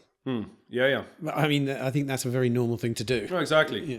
And you can also see this is perhaps one of the reasons why Landi was even drawn to seasteading in the first place, is he thinks that, well, I'm clearly a highly competent individual. I have a lot to give to my nation. I brought high-speed internet to it. And if my nation isn't treating me right, well, why don't I try and create a state in which I will be valued, in which I can, recreate a state with the right ideals. So you can see maybe that was why he was drawn to seasteading. Was that an expressed, was he trying to create a state, or was that just, did he ever say that out loud? Well, I suppose he's someone where he doesn't like to make grandiose claims. He's, he considered himself as living out on the frontier. He wanted to encourage other people to join. I think definitely that was his ultimate ambition, but he perhaps wouldn't have stated it in such, grandiose terms. He was just. One second, let me grab some water. Oh yeah, good idea. Back in a moment. Can you go? Can I? Oh, of course. Yes. Thanks. I'll speak while you're gone, so that I don't have to cut this. Yeah, what was I going to say? I don't know actually. Yeah, I thought as much that we should probably bring a bottle of water out here. I figured this might become a long conversation. There you go. Thank you very much indeed. Thanks. So he's not. Yeah, go on. Let's see, where were we? So yes, in terms of his Did he express that he was actually thinking of creating a new country necessary, or was he just playing with diplomacy? Because that seems quite fun. Was he actually a Liberian diplomat himself? Yeah. I mean, he had a Liberian diplomatic passport. Right. So he's obviously someone like in our world, passports and voting with your feet and all this kind of stuff, and how to skirt the system is always talked about. That seems like just another version of that to me, just at a higher level. Yeah, it seems like Landi really almost embodies the kind of archetype of a person that is actually able to create some kind of new society or some kind of new state. Because ultimately, you do need to be incredibly competent. I mean, even, for example, it's probably much easier to create $1 billion company, far easier than it is to create a state. Yeah. And ultimately, people that are going to build micronations have to be people that are supremely competent in what they want to do. And also, even in trying to create a new state, like I actually don't think that, seasteaders will say, oh, there's no more land left or whatever, so we have to do it out on the ocean. But I think ultimately, if you're good at diplomacy, there is like vast areas of the world that are totally uninhabited. Like, for example, Kazakhstan. There's so much area there. If you're a very skilled diplomat, you can negotiate, special economic zones and all the rest of it. So I really don't think that the bottleneck in creating new states is land. I think it is almost entirely very competent individuals that are actually able to, make these things happen. I think in what you're saying, though, I agree. Same with large swathes of most of Russia is like there's forests that go on for hours and hours and hours and hours. there's not a shortage of land. The problem with the land-based version of seasteading, which is what you're describing, is you cannot move. And this is why I love seasteading so much, because as a sovereign entity, you have the ultimate ability to change neighbours, and which you can't do on land. Once you commit to the land, to your physical space, you are at the whim of your host nation, no matter who they are. And there's nothing wrong with that as a strategy. And ironically, and this was something I didn't mention earlier, but I think one of the best strategies with sovereignty is not to be known about. And I was wondering whether that was part of the reason he didn't want to speak to you in the first place as well, because it's one thing living in between Iran and Dubai. It's another thing when everyone knows about it. Because as soon as people know about it, as soon as you become a person of interest, that's when people start showing up. Oh, exactly. And the wrong people start getting... But if no one knows you're there, and I think as a strategy, I almost think if you really want a sort of sovereign life, you're probably just better off sometimes just building a little community in the middle of nowhere where no one really wants to go, and just keep it under the radar. Because it's very easy to do that. As soon as you, like you say, as soon as you start negotiating with governments, it's like suddenly things get very complicated. Governments are some of the least efficient organizations in the world, literally. They have a terrible incentive model compared to the private sector, And as a result, dealing with them, because they all have all the guns as well, which doesn't help. By law, they have all the guns. So you can't even sort of like stand up to them from that sense. I mean, you can, but you would do so at your peril, I think. I mean, some people have. You have to use legality on the whole, legal sort of like, systems and diplomacy and communities. If you've got a big enough community, that you can affect opinion of governments and stuff. But yeah, there's sort of different strategies. Like, you don't necessarily need to get any weapons at all. Like, for example, one thing that could be a future Liberland strategy is obviously Croatia is giving them a lot of grief. So one thing you can get is get a larger nation to look out for you. So, for example, Malay has said on video, when you ask Malay, like, what country is he from? He doesn't say Argentina. He says, I'm from Liberland. And if, for example, Argentina decided that they really wanted Liberland to exist, they could put a huge amount of international pressure on Croatia.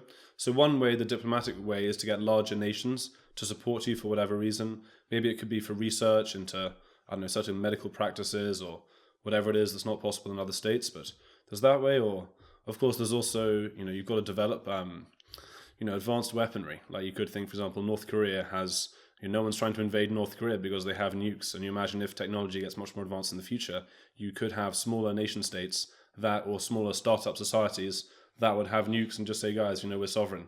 Don't mess with us. And probably nobody would. So obviously it's not a thing that you necessarily want to do, is to start developing nuclear weapons. But it is a way, actually, it's one very clear way to guarantee your sovereignty. Because you say, you guys won't mess with us because we're able to defend ourselves. So do you really want to be at the whim of the changing opinions of different governments? Or especially with drone technology, perhaps like small nation states can become incredibly powerful in and of themselves and defend themselves with the technology. Yeah, it's a tricky one. It's a very tricky one, because I think my hope is that we enter this new age where institutions are crumbling, according to me, the world over. And that a lot of that is a function of the internet. I don't know if you've noticed this, but in my lifetime, I come from the pure analog world when I was younger to this world, and information is now so free and easy to obtain. It's caused so much turmoil on the planet. You can see it.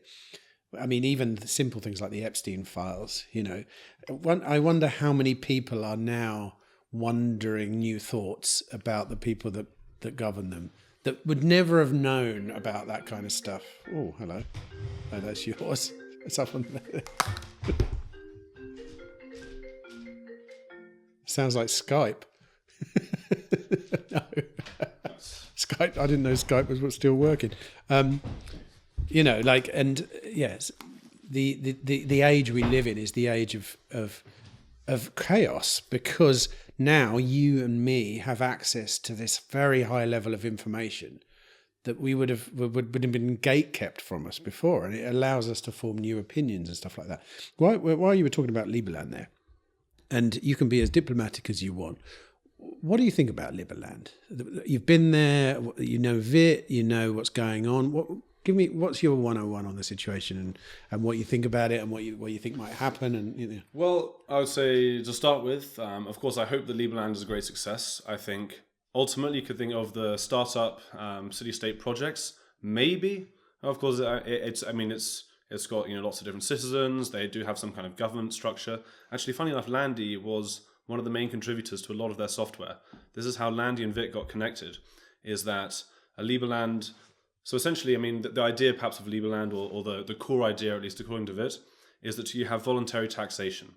So citizens don't have to pay taxes, but if they do pay taxes, you have a greater share of the vote, which kind of makes sense. Imagine you have 10 friends, you're deciding where you want to go on holiday. Some guy says, don't worry guys, I'll pay like 90% of the holiday. Obviously, he kind of gets to decide what happens with the money. Like, this is a very intuitive way that all of us will naturally organize ourselves with smaller scales. So this is his idea for governance, which also means that, the Liberland governance style necessarily means that they will be less involved with the running of the actual country. But, Landi did actually, he fixed a lot of bugs in their code, and that was how he got connected with Vít, is all of a sudden this, great programmer comes along and just like rewrites your whole code base. And for Vít, that was very exciting. So I do think that idea ultimately is very important about this whole voluntary taxation. And I think for me, whether Liberland fails or not, I like the spirit of trying to create something new. And I think even if you think some people might be skeptical and think that what Liberland are doing is a bunch of nonsense, you imagine 1,000 Liberlands, all with different styles of governance. Some of them are going to really thrive. So if for me, I like the spirit of Liberland. Whether they're going about it the right way, who's to say? But I like that spirit of exploration and actually trying something. And it is one of the few places on Earth, at least, where it is unclaimed by any government. Or even, it's not necessarily unclaimed, but it's like Serbia says that it belongs to Croatia, and Croatia says it belongs to Serbia. So maybe Croatia might say is that actually this isn't unclaimed land. It is just a land that is on the negotiating table that hasn't yet been decided. Yeah, but they police it, so they do police it, and with it, that in law in the courts that basically alludes to the fact that they think they own it, even though they don't want to admit it out loud. Yes, but even Croatia would claim that they're just managing the area; they don't actually own it. But I suppose the problem, the challenge maybe for Liberland is, since this piece of land is on the negotiating table, are they able to develop enough such that if it is finally decided that it belongs to Croatia or Serbia, can they develop enough that there could be international pressure that could stop it, maybe from Argentina or through other nation states? Yeah, but it's kind of one of the challenges. Can they do it? My opinion, looking at the game theory of Liberland, is that Croatia and Serbia will never decide on a result because they don't want to lose out, which is great news for Liberland.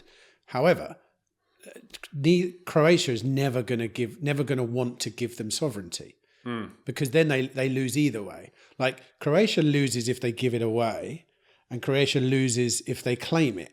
If you see what I mean, because if they claim it, they lose land on the other side, and if they give it away, they've kind of lost whatever remaining land they have.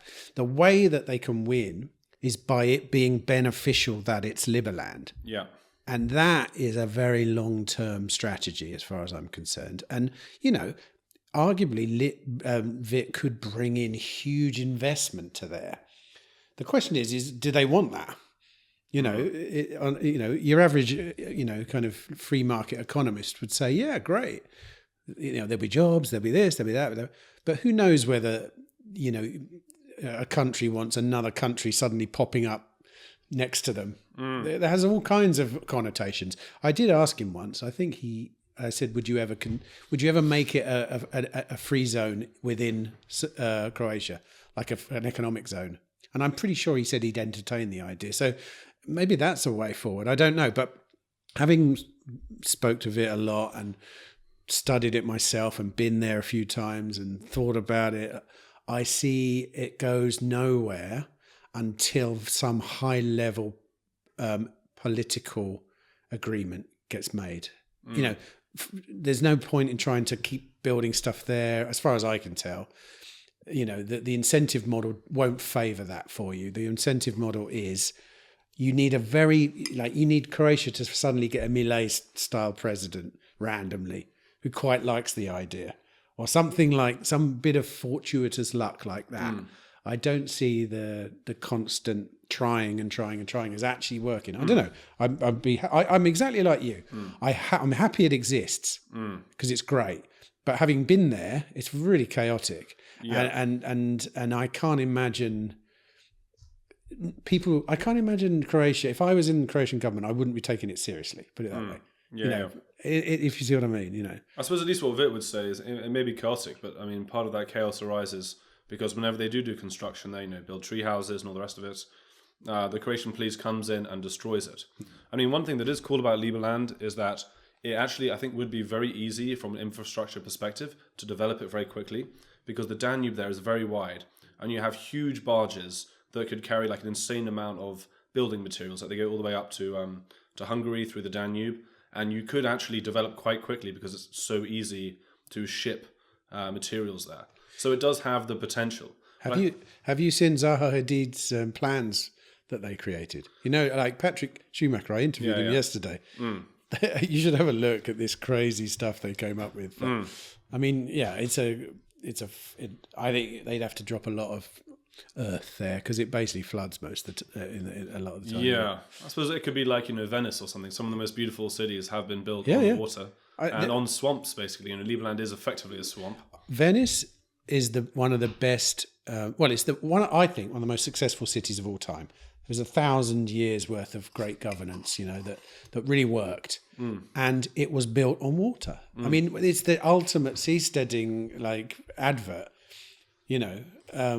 I agree. I agree. It could be a great. Liberland could be great. I think what I want to know is, if I could go back in history and be there when people were deciding to found Venice, say. I just want to know what kind of people were they? Because what you notice in the free city space is you see a lot of, especially actually in the seasteading space, even more so. There are some very serious people, but there are a lot of fringy people. Like Liberland's a good example. If you go to visit Liberlanders, I'm still on some of their Telegram groups. I went to Liverpolco last year. You see a lot of craziness there as well. A lot of very fringe ideas. Yeah. Very fringe, not necessarily flat Earth fringe, and I love all that stuff. Yeah, me too. But it doesn't necessarily work well in the diplomatic arena.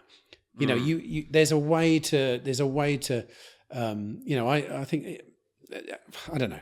I think that it needs a lot of that. I think you need serious people, and I know Vit's serious.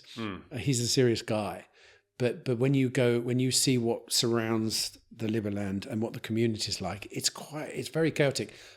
But maybe that's how they're the frontier people. Maybe that's how it starts. Maybe if we could go back in time to people deciding to live off the coast where Venice is now. They were the same people. They were a little bit crazy, a little bit woo, a little bit way, because you need those people, But I like the idea of someone like Landi because not only is he a frontiersman in the extreme, he also is very intelligent and he's built billion-dollar companies and he's, this is the kind of person.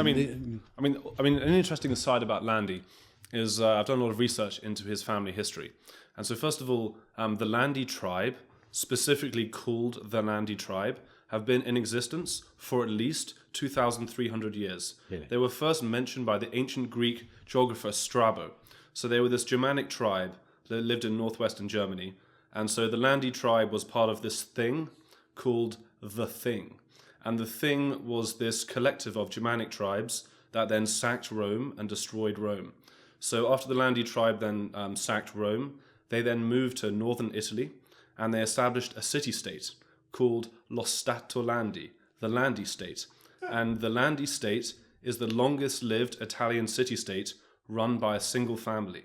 So Landi, and also the only the description of the Landi tribe in 2,300 years ago, in 300 BC, is that they were described as a Germanic tribe living near the ocean. That was where they felt this affinity towards. So, and then of course his family having this city-state, and then it's kind of interesting. You think these, I suppose you could call it maybe blood memories that Landi has. You know, these, because I don't think all of his family that I've spoken to, they don't even know about Lo Stato Landi. It's actually kind of incredible that, you know, only in 300 or 400 years, you know, the memory of this fades. But, you know, Landi, in his blood, like his exact lineage, they were creating city-states. But you say, so Lo Stato Landi Yes. now is no longer a registered city-state. No, it was a city-state during the Renaissance. Right. Okay. So it was, you know, when Italy was many different city-states. Yeah. They have a huge amount of castles. I have been to a number of the Lo Stato Landi castles. And they're kind of an established family in... I do have a book. Actually, it's behind you there.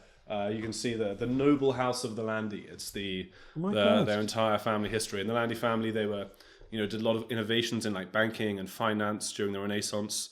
And I suppose Landi is, you imagine that, you know, if the people that created Lo Stato Landi, if they were alive today, how would they act? Well, maybe just like Landi. And somehow Landi's not conscious of his past, but this is what his people do. So at least all of his children that I've spoken to have no idea about this. I don't know if of course I didn't ever speak to him about this. So you found all this out since you've been making the rest of the film after he died. Yeah. Gosh, that's it was a real tragedy that he died when you think about it. Imagine if maybe he had drawn the dots. Who knows? But that might have been a really interesting resurgence of understanding, you know. Because imagine that if you realise, okay, I used, you know, because in a way, a lot of what people talk about in the free cities world is a lot of people love the city-state model. It's a good model, maybe a little bit tweaked and a little bit changed, you know. But to think that your ancestors were, you know, created their own, and now you're alive and you're creating another one, you know. Yeah. Well, I think to me it's this important reason to have an appreciation of your history and like where you came from and what your ancestors did. Not to say that, oh, my ancestors were great, therefore I'm great. It's more that, you know, look at what my ancestors achieved, that can inspire me in the future. And if there is no future to it, there's no point in doing it.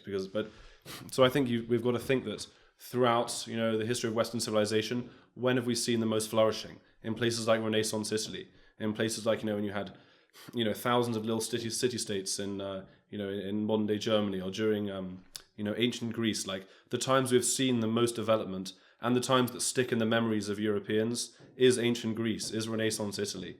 And if that led to the greatest flowering of culture, it can happen again, of course. And, you know, all these little city-states merge into much larger states that then collapse out. So I think if we just look at our history, we think, well, you know, this can happen again. And you know, perhaps it's vital to. Because sometimes larger nation states, I think they don't need flourishing of culture, particularly. I think it's vital because what you're describing is competition. It's a free market. Like if you have 100 Greek islands and they all have different governance models, and it's easy to get between one and the other, you get to see in the free market which ones do well. This is the market showing us what governance model works best. Yeah. The problem we have currently is we have these behemoths states which command, you know, vast areas and don't allow that. Yeah. And arguably we are at an inflection point where we get to see that crumble again into smaller decentralized governance models, which would be, I mean, that's obviously the dream. Who knows? Maybe in 500 years there might be 30,000. Yeah, I mean, I don't know. I mean, it could even be soon. Like, for example, you think of, no one could have predicted the USSR collapsing. And like one of my favorite countries is Turkmenistan. You know, the USSR collapses. Turkmenistan was part of the USSR. And then there is just this like random dentist, and he thinks to himself, this whole region is mine. It's not only is it mine, I am the king. I'm like the god of this place. Like he builds this golden statue of himself made out of gold and puts it on this marble column, and it rotates around such that it always faces the sun. So in Turkmenistan, there is this holy book that he wrote where he's the prophet, and the book is talking about him all the time. And like, for me, what actually creates cities and culture is usually like a couple of individuals imposing their tastes on a place. So with this guy in Turkmenistan, he declared that the whole city had to be made of white marble. Every car that was not white was outlawed. Or an example that's maybe closer to us is that, Paris was basically a giant slum for most of its existence. And then Napoleon III comes along. He decides to just knock down all of the slums and then build Paris as we know it today, which is why when you walk around Paris, it is, very uniform in the way that all the buildings appear. So oftentimes it is, even if you might think a city is, millions of people potentially contributing towards its development, it's usually just like the aesthetic tastes of a couple of individuals that really propel it forwards. So, but what about the ideological places? Do you think that, because taste-wise, I think, yes, a lot of people are drawn to a place because it looks nice. But I think in this age, and I think one of the driving forces really that we see in movement is, apart from economic freedom, is physical freedom. Like, we know that from 2020 onwards, lots more people started thinking about physical freedom and about political freedom because we were all told to stay in our homes, and a lot of people went, no, why? And then when they tried to get out, they realized it caused them a lot of problems. And then a kind of a map of the world appears quite quickly, and you can see which places are more welcoming to you as a free-spirited person, and which aren't. And that's what I see most people grappling with now. It's like we're seeing the veil being pulled back in many senses. And as a result, many institutions are basically stumbling. Many things are stumbling because the veil's being pulled back, from most things because of the internet and because of the free use of information. But then as people deal with that in many ways, some people stick their heads further in the sand, but a lot of people are going, okay, right. I presume you've read The Sovereign Individual, the book. No. Oh, right, okay. The Sovereign Individual Thesis, which is a book written in the 90s, which has basically predicted the world we see now, which is the empowerment of the sovereign. It's called The Sovereign Individual. In many ways now, we're living that. You as a sovereign individual could probably move anywhere in the world and make a living and live a good life. And you're very mobile with your capital now, because you could, as long as you understand how cryptocurrency works, you can just leave with your whole net worth, even in your head. You don't even need it on a hard drive or whatever. So this is playing out now, this thesis. And there's two sides, obviously. The sovereign individual is here and the state is here, and they're arch enemies. And this is the kind of ebb and flow of culture, of freedom, of control, and it never resolves. It just continues ad infinitum. But we do seem to be, because of technology now, we do seem to be on a threshold where there are two paths ahead, and I don't know how it plays out. I know how I want it to play out for myself and my family and friends. And I hope that probably there'll be parallel worlds that exist. I think it's very hard to know, because we see technology is offering the authoritarian state a massive opportunity right now, especially artificial intelligence. Combine that with centralized power, and you can monitor almost every aspect of a person's life, pretty much, unless you're living on a barge in the middle between, like Dubai and Iran. And even then, probably, you could probably still get monitored there in the next 30 or 40 years, So there need to be places where ideologically people understand, no, we don't actually want this kind of method of living. And I'm pretty sure in the beginning they'll be at the fringes. They have to be. Yeah. Because the fringes are ungovernable. And you can't conquer the fringes either, really, because it's a waste of resources. Authoritarians want to conquer the main bulk of everything. It's like if you live in a city, you're easy to control. If you live out in the middle of the countryside, down the end of a track, you're much less cost effective to try and control you. And I think, a barge in the middle of the Straits of Hormuz or wherever it was is a very hard. Who's going to spend money trying to stop that? When it gets big enough, maybe. Yeah. It becomes a thing of interest at that point. But I don't know where how we got into this. But yeah, I suppose, one thing to follow on from this is I think that, like, from a strategy perspective for new nation states, I think, or new micronations or whatever, I think it's very important not to be too ideological. Like, you can have the ideology, but I think it's important for it to be kind of implicit. If you're very certain about all these sorts of things and you declare that to the world, it's very easy for people to attack your project. Like, I think it could be better, even, for example, for a seastead, instead of saying it's going to be this libertarian paradise where we can do all drugs and experiment on people and do all these crazy things outside of control of the law, maybe it's better to say that, okay, we're making this seastead out in, international waters, and it's going to be a biodiversity research center. We're going to experiment with corals and breeding them and things like that, and that being like the clear reason that you give to the outside world, because that's harder to attack. I think that a lot of people that set up like micronations for ideological reasons are basically, if they do that, it's basically going to fail straight away, because large states are so powerful that if they see this, they're just going to crush you. Because even in international waters, you're not outside control of the law. A navy can just send a destroyer and destroy your project.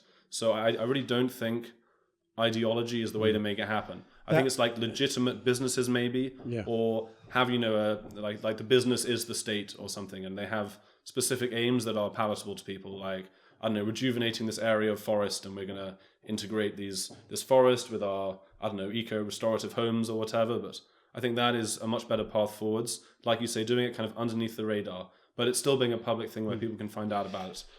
Mitchell Suchner would very much co-sign what you just said. That's his theory, and I understand it as well. And I think it's true, because when you look at like if you go look at the origins of cities, there's always a reason why a city's placed where it is, and it's normally by a river, because you can bring goods. It becomes like a merchant place. Venice is a good example of that. Run by merchants. And Mitchell's idea, he has a sort of a way in to seasteading, which is you need a business first.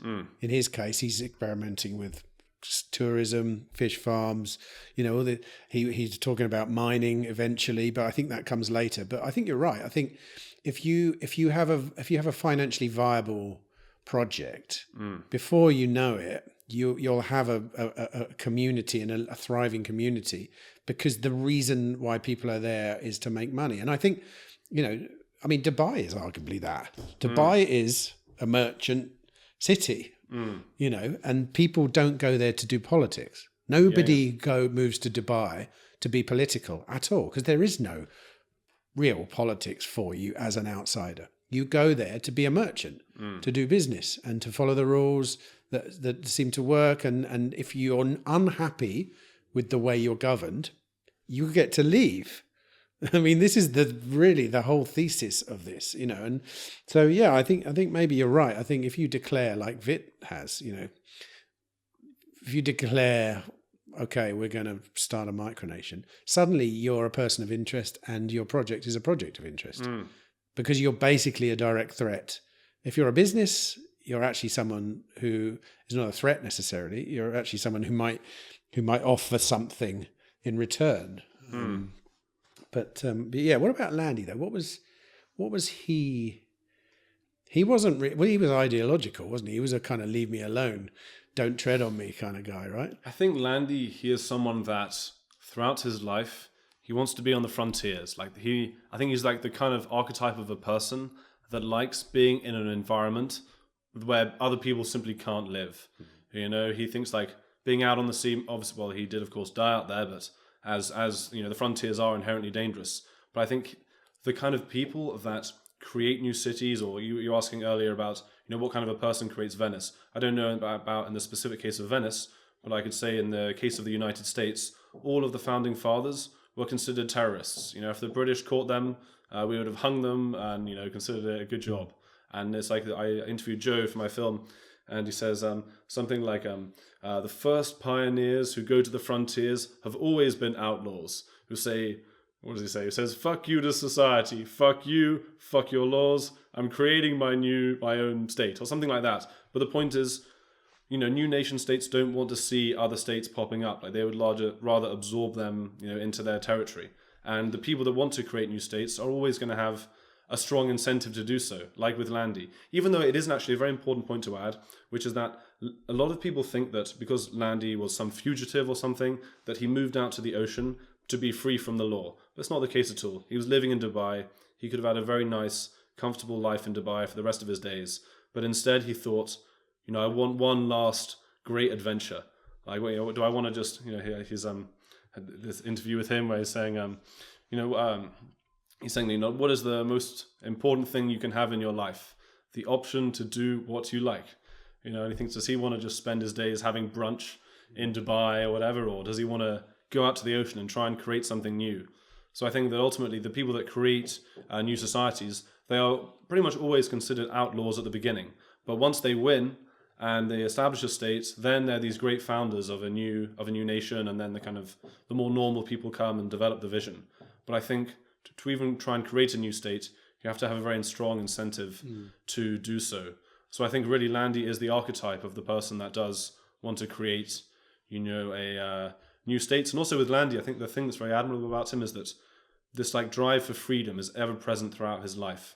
There is one person I interviewed in Italy who says, he says in Italian, but it translates to, he was a pirate, but a white pirate who searches for liberty for himself and for the others. And it's like the story of, that I was telling you earlier about these girls that were enslaved in Oman. For Landi, for him to find out about these people that are living in such a fundamentally unfree way, it makes him uncomfortable. How can he find out about this and not do everything that he can to help these girls escape? And he told no one about this. And I was telling about there was this journalist, I won't mention her name, but she was with me in Liberia, and I introduced her, and she interviewed about 20 of these girls that Landi had helped rescue. And of course they were saying about the way in which Landi coordinated everything. And then she writes this article in the Financial Times, and she's talking about Landi being a Liberian diplomat. And then she says this story about how there was 2 Liberian guys in the UAE, and they were getting deported back to Liberia. And Landi was too chicken to go to the police station to help them out. And it's I was there when you interviewed literally 20, not just 1 or 2, 20 girls, and you didn't even mention it.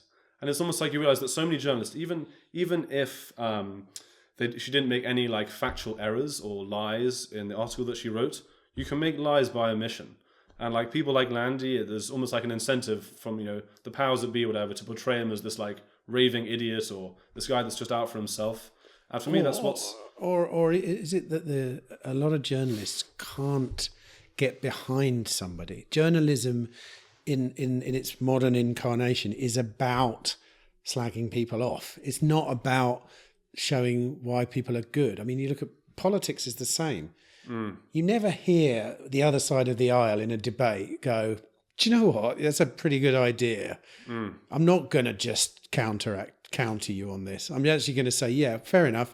That's a good policy or whatever. It's always about bringing people down. And the press, I used to work in Fleet Street, and I was in London yesterday, and it gives me the shivers now being in a place like London. I just think of it as, or anyone working in the mainstream media now. If I accidentally turn on the TV somewhere and I'm in a hotel room and the news comes on and you look at it and you go, because I live in what you would call the alternative media, same as you. It's just a horrible, that side of the aisle where they're reporting in a mainstream way is so wrong and driven by there's, like you say, there's not necessarily a search for the truth. There's a search for maintaining a narrative. Why wouldn't you want to tell the story of Landi? You've managed to, or it sounds like you're going to tell a very interesting story about the guy. But in, the Financial Times especially, the story has to be, this is a bad person doing a bad thing. When do you ever hear, I don't read the Financial Times, but I'm going to guess they don't often glorify people unless it's milk. This is Keynes or someone like that. I don't know. No, you know, like it's not part of the journalistic, you know, modus operandi anymore to sort of say to be positive about things. You know what I mean? Yeah. Because there is a positive side to almost everything, you know. Even like, for example, with Landi, I was saying earlier about, you know, in the very opening scene of the film, and, you know, Google Samuel his name, researching who he is, and it says, you know, Interpol have arrested Samuel Landi in Abu Dhabi. There's that news article. And the news article is entirely fake. Like, for example, Landi was not arrested by Interpol in Abu Dhabi, clearly, because he was still a free man, and yet, you know, Rai, the biggest... kind of like, you know, the equivalent of the BBC in Italy, published this article such that everyone that ever looks up Landi immediately associates with him with Interpol. But you realise that was like totally not true whatsoever, and just by publishing that article, people's perceptions of him are entirely changed. And so that's kind of what I hope through this film, is to actually, you know, tell the real story of Landi from the people that knew him, and to have him as this archetype of someone that, you know, was trying to create these new states, you know, out at sea, or, you know, and be this inspiration. So, without, you know, overselling him. Yes. You know him. You've known him briefly. You've had a lot of contact with him. Was he a decent guy? Is he a nice guy? Is he, or do you think there's a dark side to him, or this? Like, why did the Financial Times paint him as a you know? So I can tell you very specifically why the Financial Times paint him as a bad guy, which is that, so whilst Landi was out at sea, there was all these journalists that would start running these articles like, why is an international fugitive the main advisor to the world's largest carbon credit fund? And you think, what? So Landi worked for this company called Blue Carbon, and Blue Carbon is owned by the royal family in the UAE, and they sell carbon credits. And I suppose, at least publicly, it just says that, you know, Landi helped give this company, you know, IT support.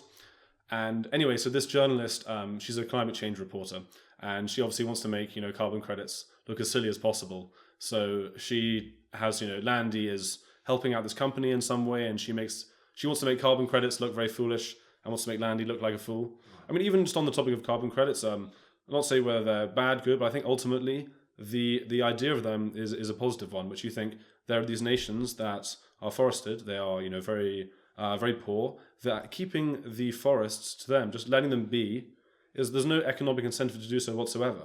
So the idea with a carbon credit is you say, well, this is, you know, the lungs of the world in some sense. This helps clean the world's air, and we are going to create this you know, this token or this asset that means that we value the economic benefit that carbon credits give. Obviously, the way that it's executed may be scammy, maybe not, whatever. But in principle, the idea is a good one. I suppose at least what Landi thought is that this seems quite intuitive. We create this thing that means that forests can still stay up. So that was at least why the Financial Times don't like Landi. And for me, it's like I just respect the energy with which he lives his life. It's this energy of always be willing to start over again, you know? Instead of when the Italian government tries to lock you in prison, you think, no, you know, I'm going to escape, I'm going to move to Dubai, I'm going to set up a new tech company in Dubai, this one Cryptotel I talked about earlier, making encrypted mobile phones. You know, I get bored of that. You know, I'm friends with all of these people in Africa, and why not move out to the sea? To me, that's like, it's a very romantic way, it's a very like energetic way in which to live your life. Like, he's someone where, like, just, I think the thing that guides him really is adventure. And I mean, even from my own, you know, with this film, there's something like very romantic about, you know, meeting a guy like Prince Johnson. Like, he was this, you know, Liberian warlord or whatever. And for me, it's like, it's fun. It's like being in a place where other people are afraid to go, you know, and these like strange characters that you meet in faraway lands. Like, it's kind of this adventurous spirit is ultimately what creates, you know, what for example creates the British Empire and spreads technology around the world. Whatever you think about it, ultimately, you know, the Industrial Revolution starts in England and it spreads around the world in a major part because of the British Empire. Whether you agree with it or not, this is the thing that spreads civilization. For civilization to spread, you know, it has to expand. And for me, Landi, he's an adventurer, and you know, it's hard not to admire someone like that. Yeah, what you've just said will almost certainly piss lots of people off in certain political ways. I don't agree or disagree with it. Same with carbon credits. I think I could probably argue carbon credits from both sides. One that it's terrible and one that it's okay. I just see who's involved with carbon credits and think, Yeah. dodgy AF, you know, no, just of course. like. But I don't really know. I don't even. There's too many things to care about in the world these days, isn't there? Yeah. You know, you can't address all of them. We've been going a very long time, but I think I might start sort of wrapping it up slowly. Okay. But I have a good way to wrap things up, but go ahead with. Well, I was going to your say question was- you were going to mention how the film was going to end. Yes. So maybe was that what you were thinking as well? It was Okay, indeed. yeah, let's go there then. Well, let's take a 10-second break. I'll grab some water. Oh, okay, and yeah. then we'll jump into. Would you like more water as well? Yes, thanks. Of course. I'm going to have to try and keep speaking again because I'm sick of having to edit things like this. This is going to be a very free-flowing, unedited at all episode. Thank you very much indeed. Right. Okay. We should have just bought a jug in here, shouldn't we? Yeah, that would have been the smart move. Yes. So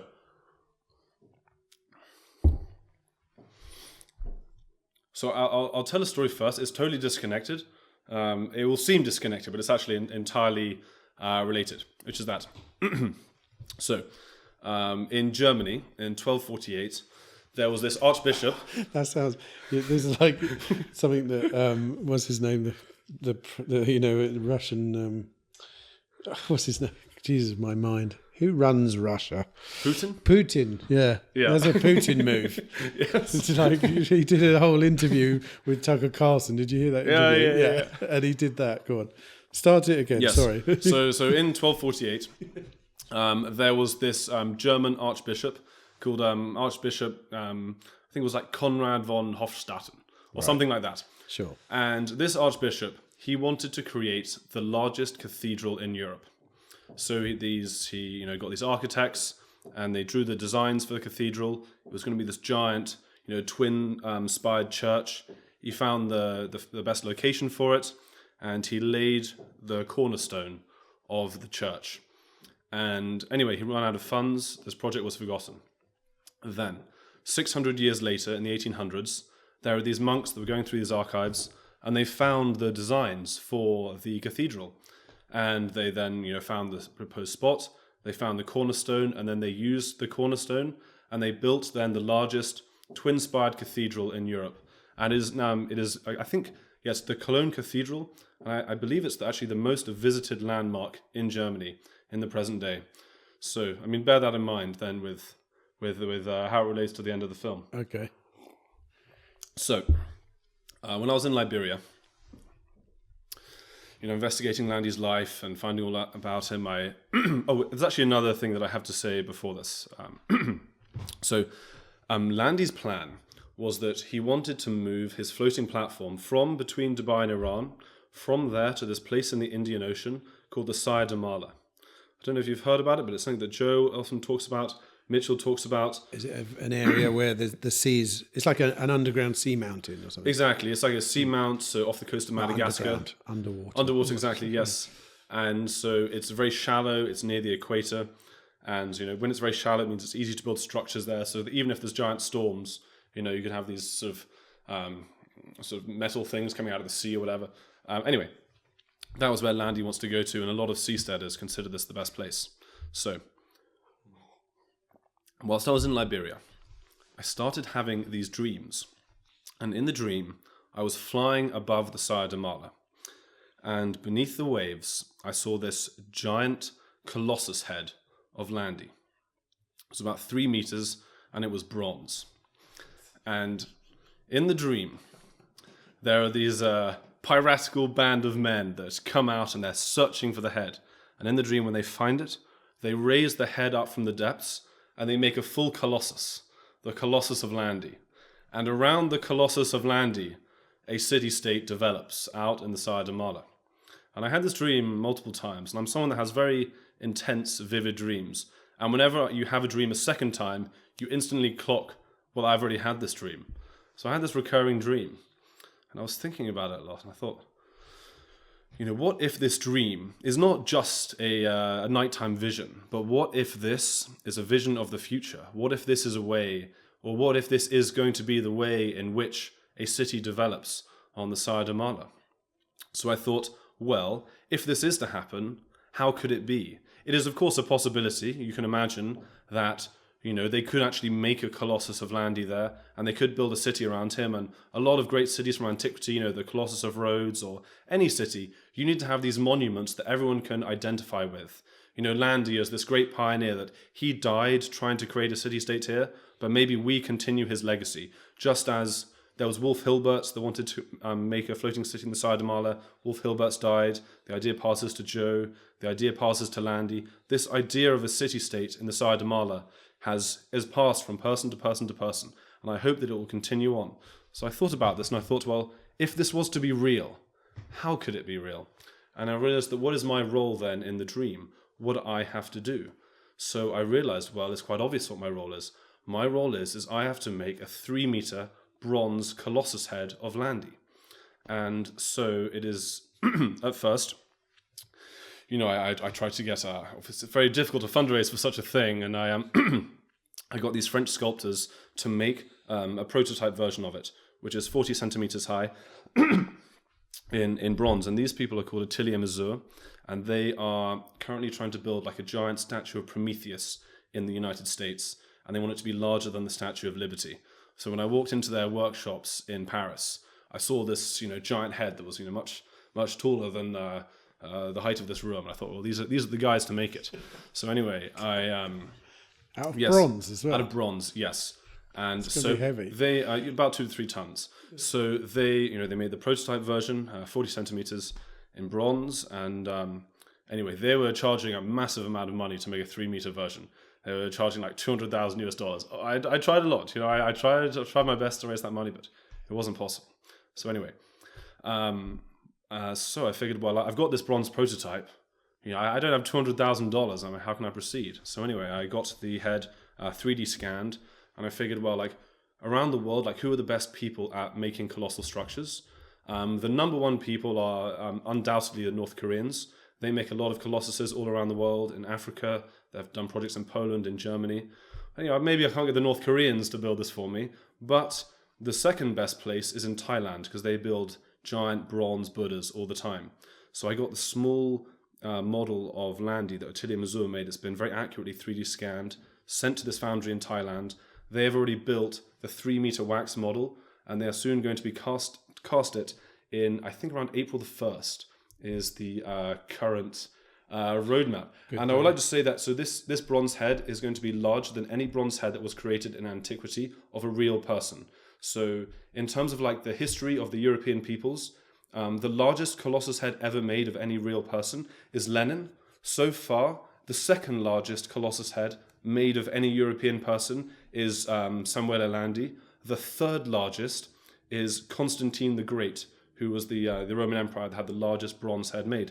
So anyway, the construction is underway. I can show you already what has been done. I've done a lot of filming. What are you going to do with it then? Well, sink it.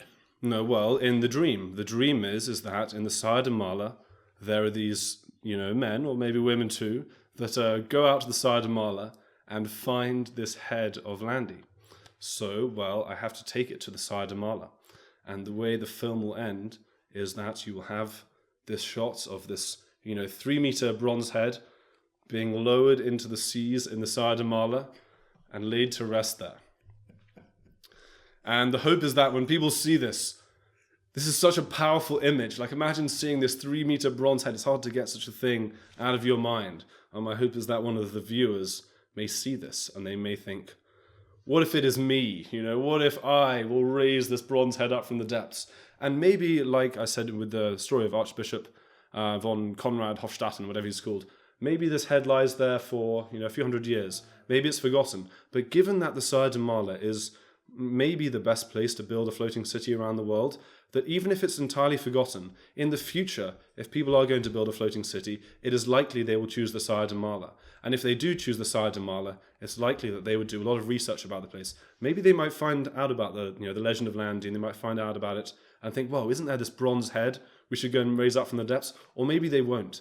Maybe they'll go out to the Side of Mala and they'll do these sonar scans and figure out how they should construct this city. And then they'll find, wait a minute, that's a giant hunk of bronze, on a sonar, that thing is going to be very, very easy to detect. So the hope is that perhaps this will happen, that like the idea is that ideas live independently of humans. Someone can write an idea in a book and that person dies. 600 years later, the idea is picked up. So this is how I want Landi to be remembered. And ultimately, if Landi maybe Landi is a fool and his life will sink into obscurity. That's not for me to decide. That is for future humans to decide. But maybe they may think the opposite. Maybe they'll think this idea of creating a floating city is a good one. They'll go to the side of Mala. They will raise him up from the depths, and he will then be remembered as this great pioneer. It's not for me to decide, but I want to lay the seed. I want to lay the keystone of the city in the side of Mala. I want to place the first piece, and maybe others will continue. I mean, it depends how deep, how spiritual you want to get about it, because you could argue that you're anchoring the idea in a different dimension as well. Who knows what goes on? I mean, I'm open to understanding things in a completely different way, but I probably believe that the intention behind that would be so big that there would be some kind of, how would you describe it? Some kind of energetic version that was also there. How deep is it, by the way, at the side of Mala? Like, are you talking like 20 meters? So the side of Mala varies greatly in depth. Of course, I will not say exactly where. The side of Mala is a fairly large area. Of course, I will not say exactly where it is. I don't want anyone to go and steal it or something. But anyone that Do you think people would? I don't think so. I think the value of the bronze is actually you'd pay a lot in fuel to actually get out there. I think it wouldn't really make economic sense to try and salvage it and melt it down. But it's only for the committed. I'm not. So how deep would it be? Oh, yeah, so depth-wise, yes. So the side of Mala varies greatly. I think the shallowest part of it the shallowest part that I've seen on charts is 8 meters. 8. Some of it, though, is more like 30. Some of it is hundreds of meters. It varies a great amount because you have these kind of seamounts, where it rises up. Maybe I'd put it on one of the shallowest parts. But also the deeper it goes, the greater the longevity of it because there's less oxygen in deeper waters. And there's also protective measures that we can take. Like there have been bronze statues that have been found over 2,000 years later in the ocean that have been in great condition. So maybe Landi will just live on in bronze, for thousands of years. I do know the feeling when you're making a documentary of not knowing how to end it. I've never gone down that route though. That's very funny. That's very interesting. Because there isn't an obvious end. I don't know. Maybe there wasn't an obvious end, but now I can imagine the final shot when you're sort of swimming away from the bronze and it just disappears into the sea and underwater that is. Yeah. Something along those lines or something. Wow. So yeah, I mean. Does Joe know about this? I take it he does, yeah. Yeah, very much so. What does his family think about the fact that their dad's going to have a massive head under the sea? Do they think you're a little bit, I mean, also, when did he die? I mean, it must be February the 2nd, 2024. So it's even, probably they're still grieving and stuff. Yes. Aren't they? But ultimately, Landi is someone who's been much maligned by the media. He has received very little good publicity in his life, and he was just basically living his life outside of that. And my film, I hope, will tell the true energetic story of his life. And for me, it's not even just about his life specifically. It's about the energy with which he lived his own life and the intensity with which he lived it. And maybe people will see this film. Maybe it's not seasteading, but it might inspire them in some other direction. So for me, it is this great, way of energy of ending the film. You've been shooting for a long time, haven't you? It's a pretty long... Yes, it's been going on well. The film, I suppose, started probably in October of 2023, which is when I first met Landi. So, yeah, it's been going on for, 2 years and a bit. And have you sold it? No. I haven't. I also have pretty much almost entirely retained control of, I own pretty much everything. Some of my friends have invested a little bit of money into it, but it's just me and my friends. And where do you imagine? I mean, I'm just thinking, is it a Netflix documentary, or do you want to go turn it into bits? Well, can you do anything bigger than that these days? Like, what's the biggest a documentary can be these days? You know, I don't know. I mean, I think it's a documentary where it's something quite. It's fresh. It's not something that you would see. You know, it's not. You couldn't see. You couldn't see. I've seen that already. You know, there's a million films like that one. I don't know. I don't know how. Yeah, but you have to make money as well. Of course. You know. I mean, at least the strategy at the moment is reaching out to lots of different distributors. I've been sending them cuts of the film, seeing who is interested. I mean, at least the advice that I've been given is that you don't want to sell it to a distributor before it's done, because oftentimes they will then want a lot of creative control, and ultimately then you're kind of beholden to them and their vision. So currently I'm reaching out to lots of different distributors, and when the film is finished, then shop around and see which one will, which one's most into it. The dream, of course, and I don't know whether this is still the dream, because I don't know how. I don't dip my toes into that world anymore, but would be to finish it, get it in some festivals and get it liked in a well-known festival and then sell it. I mean, that is the goal. But is that still what people do? I mean, like, I just, it was a couple of days ago, I was listening to the radio in the car and they said, who's presenting at the Oscars this year? And I was thinking, oh my God, do people still do that? Do people still go to the Oscars? Just people, and I know that's me dropping out of society in a way and mixing with, other sections of society. But I find all that stuff really kind of old school now, and dying and old fashioned, and, I don't know. I mean, you can easily see something like this as a Netflix doc, but do you want it to be just another one when you click docs on the Netflix and like, this one and this one and this? Because there's some great documentaries on there. Yeah. There really are, but I find the world of filmmaking that I come from a long time ago, there was far more. I don't know. I felt it was more inspirational than we find now. That there is so much stuff. There are people putting out documentaries on YouTube that are pretty good and fun and low budget, but really intriguing. I don't know where I'd position myself anymore. That's why I got out, I think. Yeah. I don't like that world, I suppose for me, like let's say the film is a total flop, no one watches it, whatever. I would consider that a great success. Like the places that I've been and the people that I've met, and for me, the reason to make the film is because it's very enjoyable making it. Right. Of course, I hope, of course, it's a success, because there's lots of other films I want to make after this one, and the better this one is, like the easier the next ones will be. But it's a bit like with Joe's book, for example. I read Joe's book, and then this whole thing happened in my life. Rudy, the main engineer behind Ocean Builders, at least Joe told me that Rudy says that he read Joe's book twice straight away. He keeps a physical copy and a copy on his phone at all times. And the idea was with Joe, he writes this book, and then a couple of people take action, and then that actually moves forward the frontier in some way. And I hope the same thing with this film.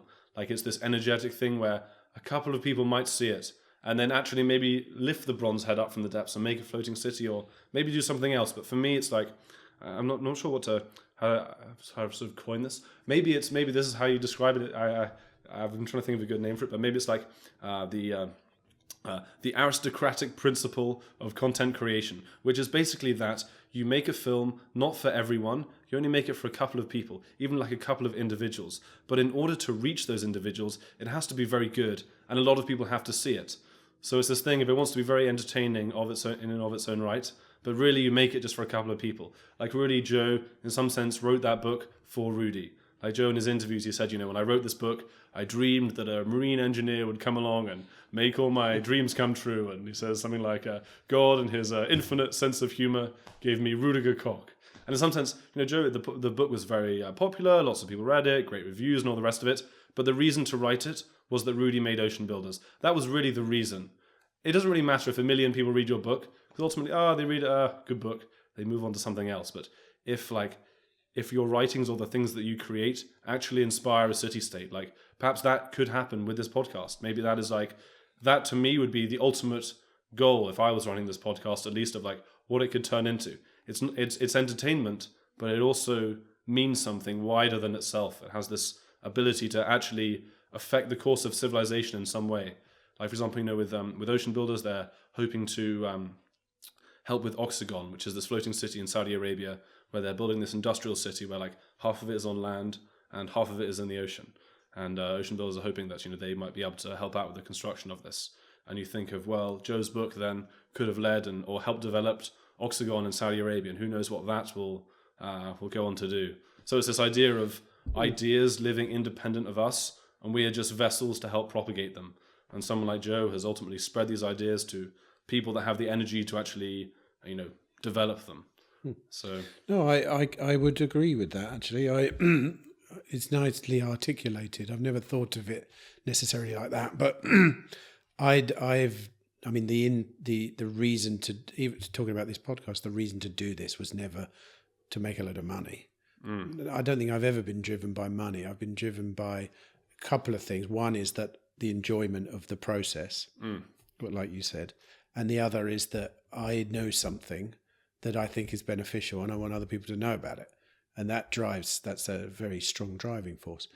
But it's true that there is obviously an unfortunate tension between that idea and making a living, though, which is annoying. And I know Joe has it, obviously, because Joe would love $1 million to get the sort of like to be able to insure seasteads. What's the called? Not the flagging system. He wants to create the flagging registry. No, he wants to create a registry. Yeah, basically, and that's going to cost a lot of money. But you're right. Maybe someone listens to this and goes, it's a funny thing because it's a very small world, the world of seasteading and the world of living together, the world of people experimenting with governance as well, is a very small world. I know that now because I've realised what it is. I came into this world from a very specific place, which was, free private cities, really. Titus Gable's ideas about, that was what. And having been here for a few years now, I realised that the fun thing to think about is governance, which just seems like such an unsexy idea when you don't know anything about it. But when you start thinking about it, humans amassing together and living together is really fascinating, and how to do it well is something that most people just don't think about, and especially people in the West in general. They just think, okay, we've got a system and it works, and this is how we do. And often, many times, they're living quiet desperation in their life, living in it, and not realizing that they could possibly even think of an alternative. So yeah, mate, I'm with you on that one. I think I might commit that one to my lexicon and to my memory. That yeah, maybe the whole point of a 10-year period of your life was just to trigger one or two people. Of course, I mean, even one person, that's actually much more than you can expect in some sense. If someone actually acts on it, then it's totally worth it. Yeah, I think you're right. But yeah, I feel like really governance is like perhaps the most important thing of all, because it is how humans interface with each other. And you think of like throughout human history, or even right now, so many people are like so like badly placed. Like they haven't met the right people. They weren't able to do unlock their potential. And cities can, at their peak, totally unlock what humanity is capable of. There is a big part of genius is, interacting with so many different people and this like mixing of ideas, and like in the Renaissance, or even like, for example, I think in Athens, the largest population that Athens ever got, I think was 400,000 people. And you think of like the output of 400,000 people has been such that like we continue to study all their philosophers to this day. Like you don't actually need a great amount of people, but with the right people and like interacting in the right way, it can inspire humanity for millennia to come. So really creating that is perhaps the most important thing. Yeah, Joe's a big advocate of that. Joe really does believe that by creating free places on the frontier, that's what you're doing. You're bringing human potential together, because by its nature, frontier seekers of the frontier are out there people on the whole. And when you put them all together, it's quite chaotic, but you basically unlock more potential than you could ever do. I feel like the internet did that as well. I really do feel like the internet has kick-started that. I mean, almost everyone I know now and who I interact with, I met through the internet. You know, and you know, it's very much part of the idea structure of you know, future places, and it is you know, using networks to bring people together. I think, you know, we have in our world, we have two sides that one who's very network focused and one who's very sort of physical world focused. And I think where we sit and where most people should start moving towards is that place in the middle, because I think they're really both part of it. You know, they really are, but we do need the physical places, and who knows? Yeah. I mean, I think, I would say almost certainly there will be a floating city in Saidamala at some point in history, because of what we know and because of the fact that meme exists and that floating cities will exist. Therefore, eventually they'll look for a frontier like Saidamala, won't they? So I would say, you know, whether or not people will use your head as a dive site or whether they'll raise it up, who knows? It doesn't matter, really. It's not for us to decide ultimately. Yeah. But don't, like you say, for all you know, you'll be creating such a strong. It'd be like a ceremony with deep kind of spiritual connotations that you'll never know about. But there'll be ripples that sort of like flow through reality that, you know, might have that will have an effect that you can't see. Who knows? But yeah, great story, mate. Great story. Yeah, it says in the Bhagavad Gita, you're entitled to your actions, never to its fruits. All you can do is act. Yes. Yeah. So, but how you get from that to let's stick a massive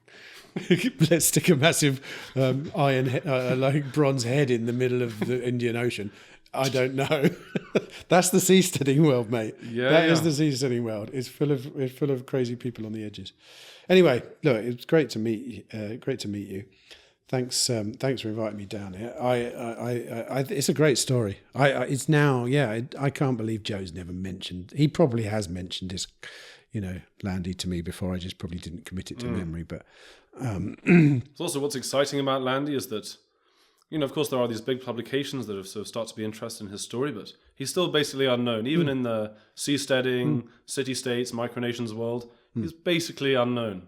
But I hope that, you know, it's like there's this philosopher I really like called Thomas Carlyle. He says, if a man was great while living, he becomes 10 times greater when dead. Right. So I hope that's what I seek to do with Landi. Okay. Is there a time scale on when people might be able to see the film?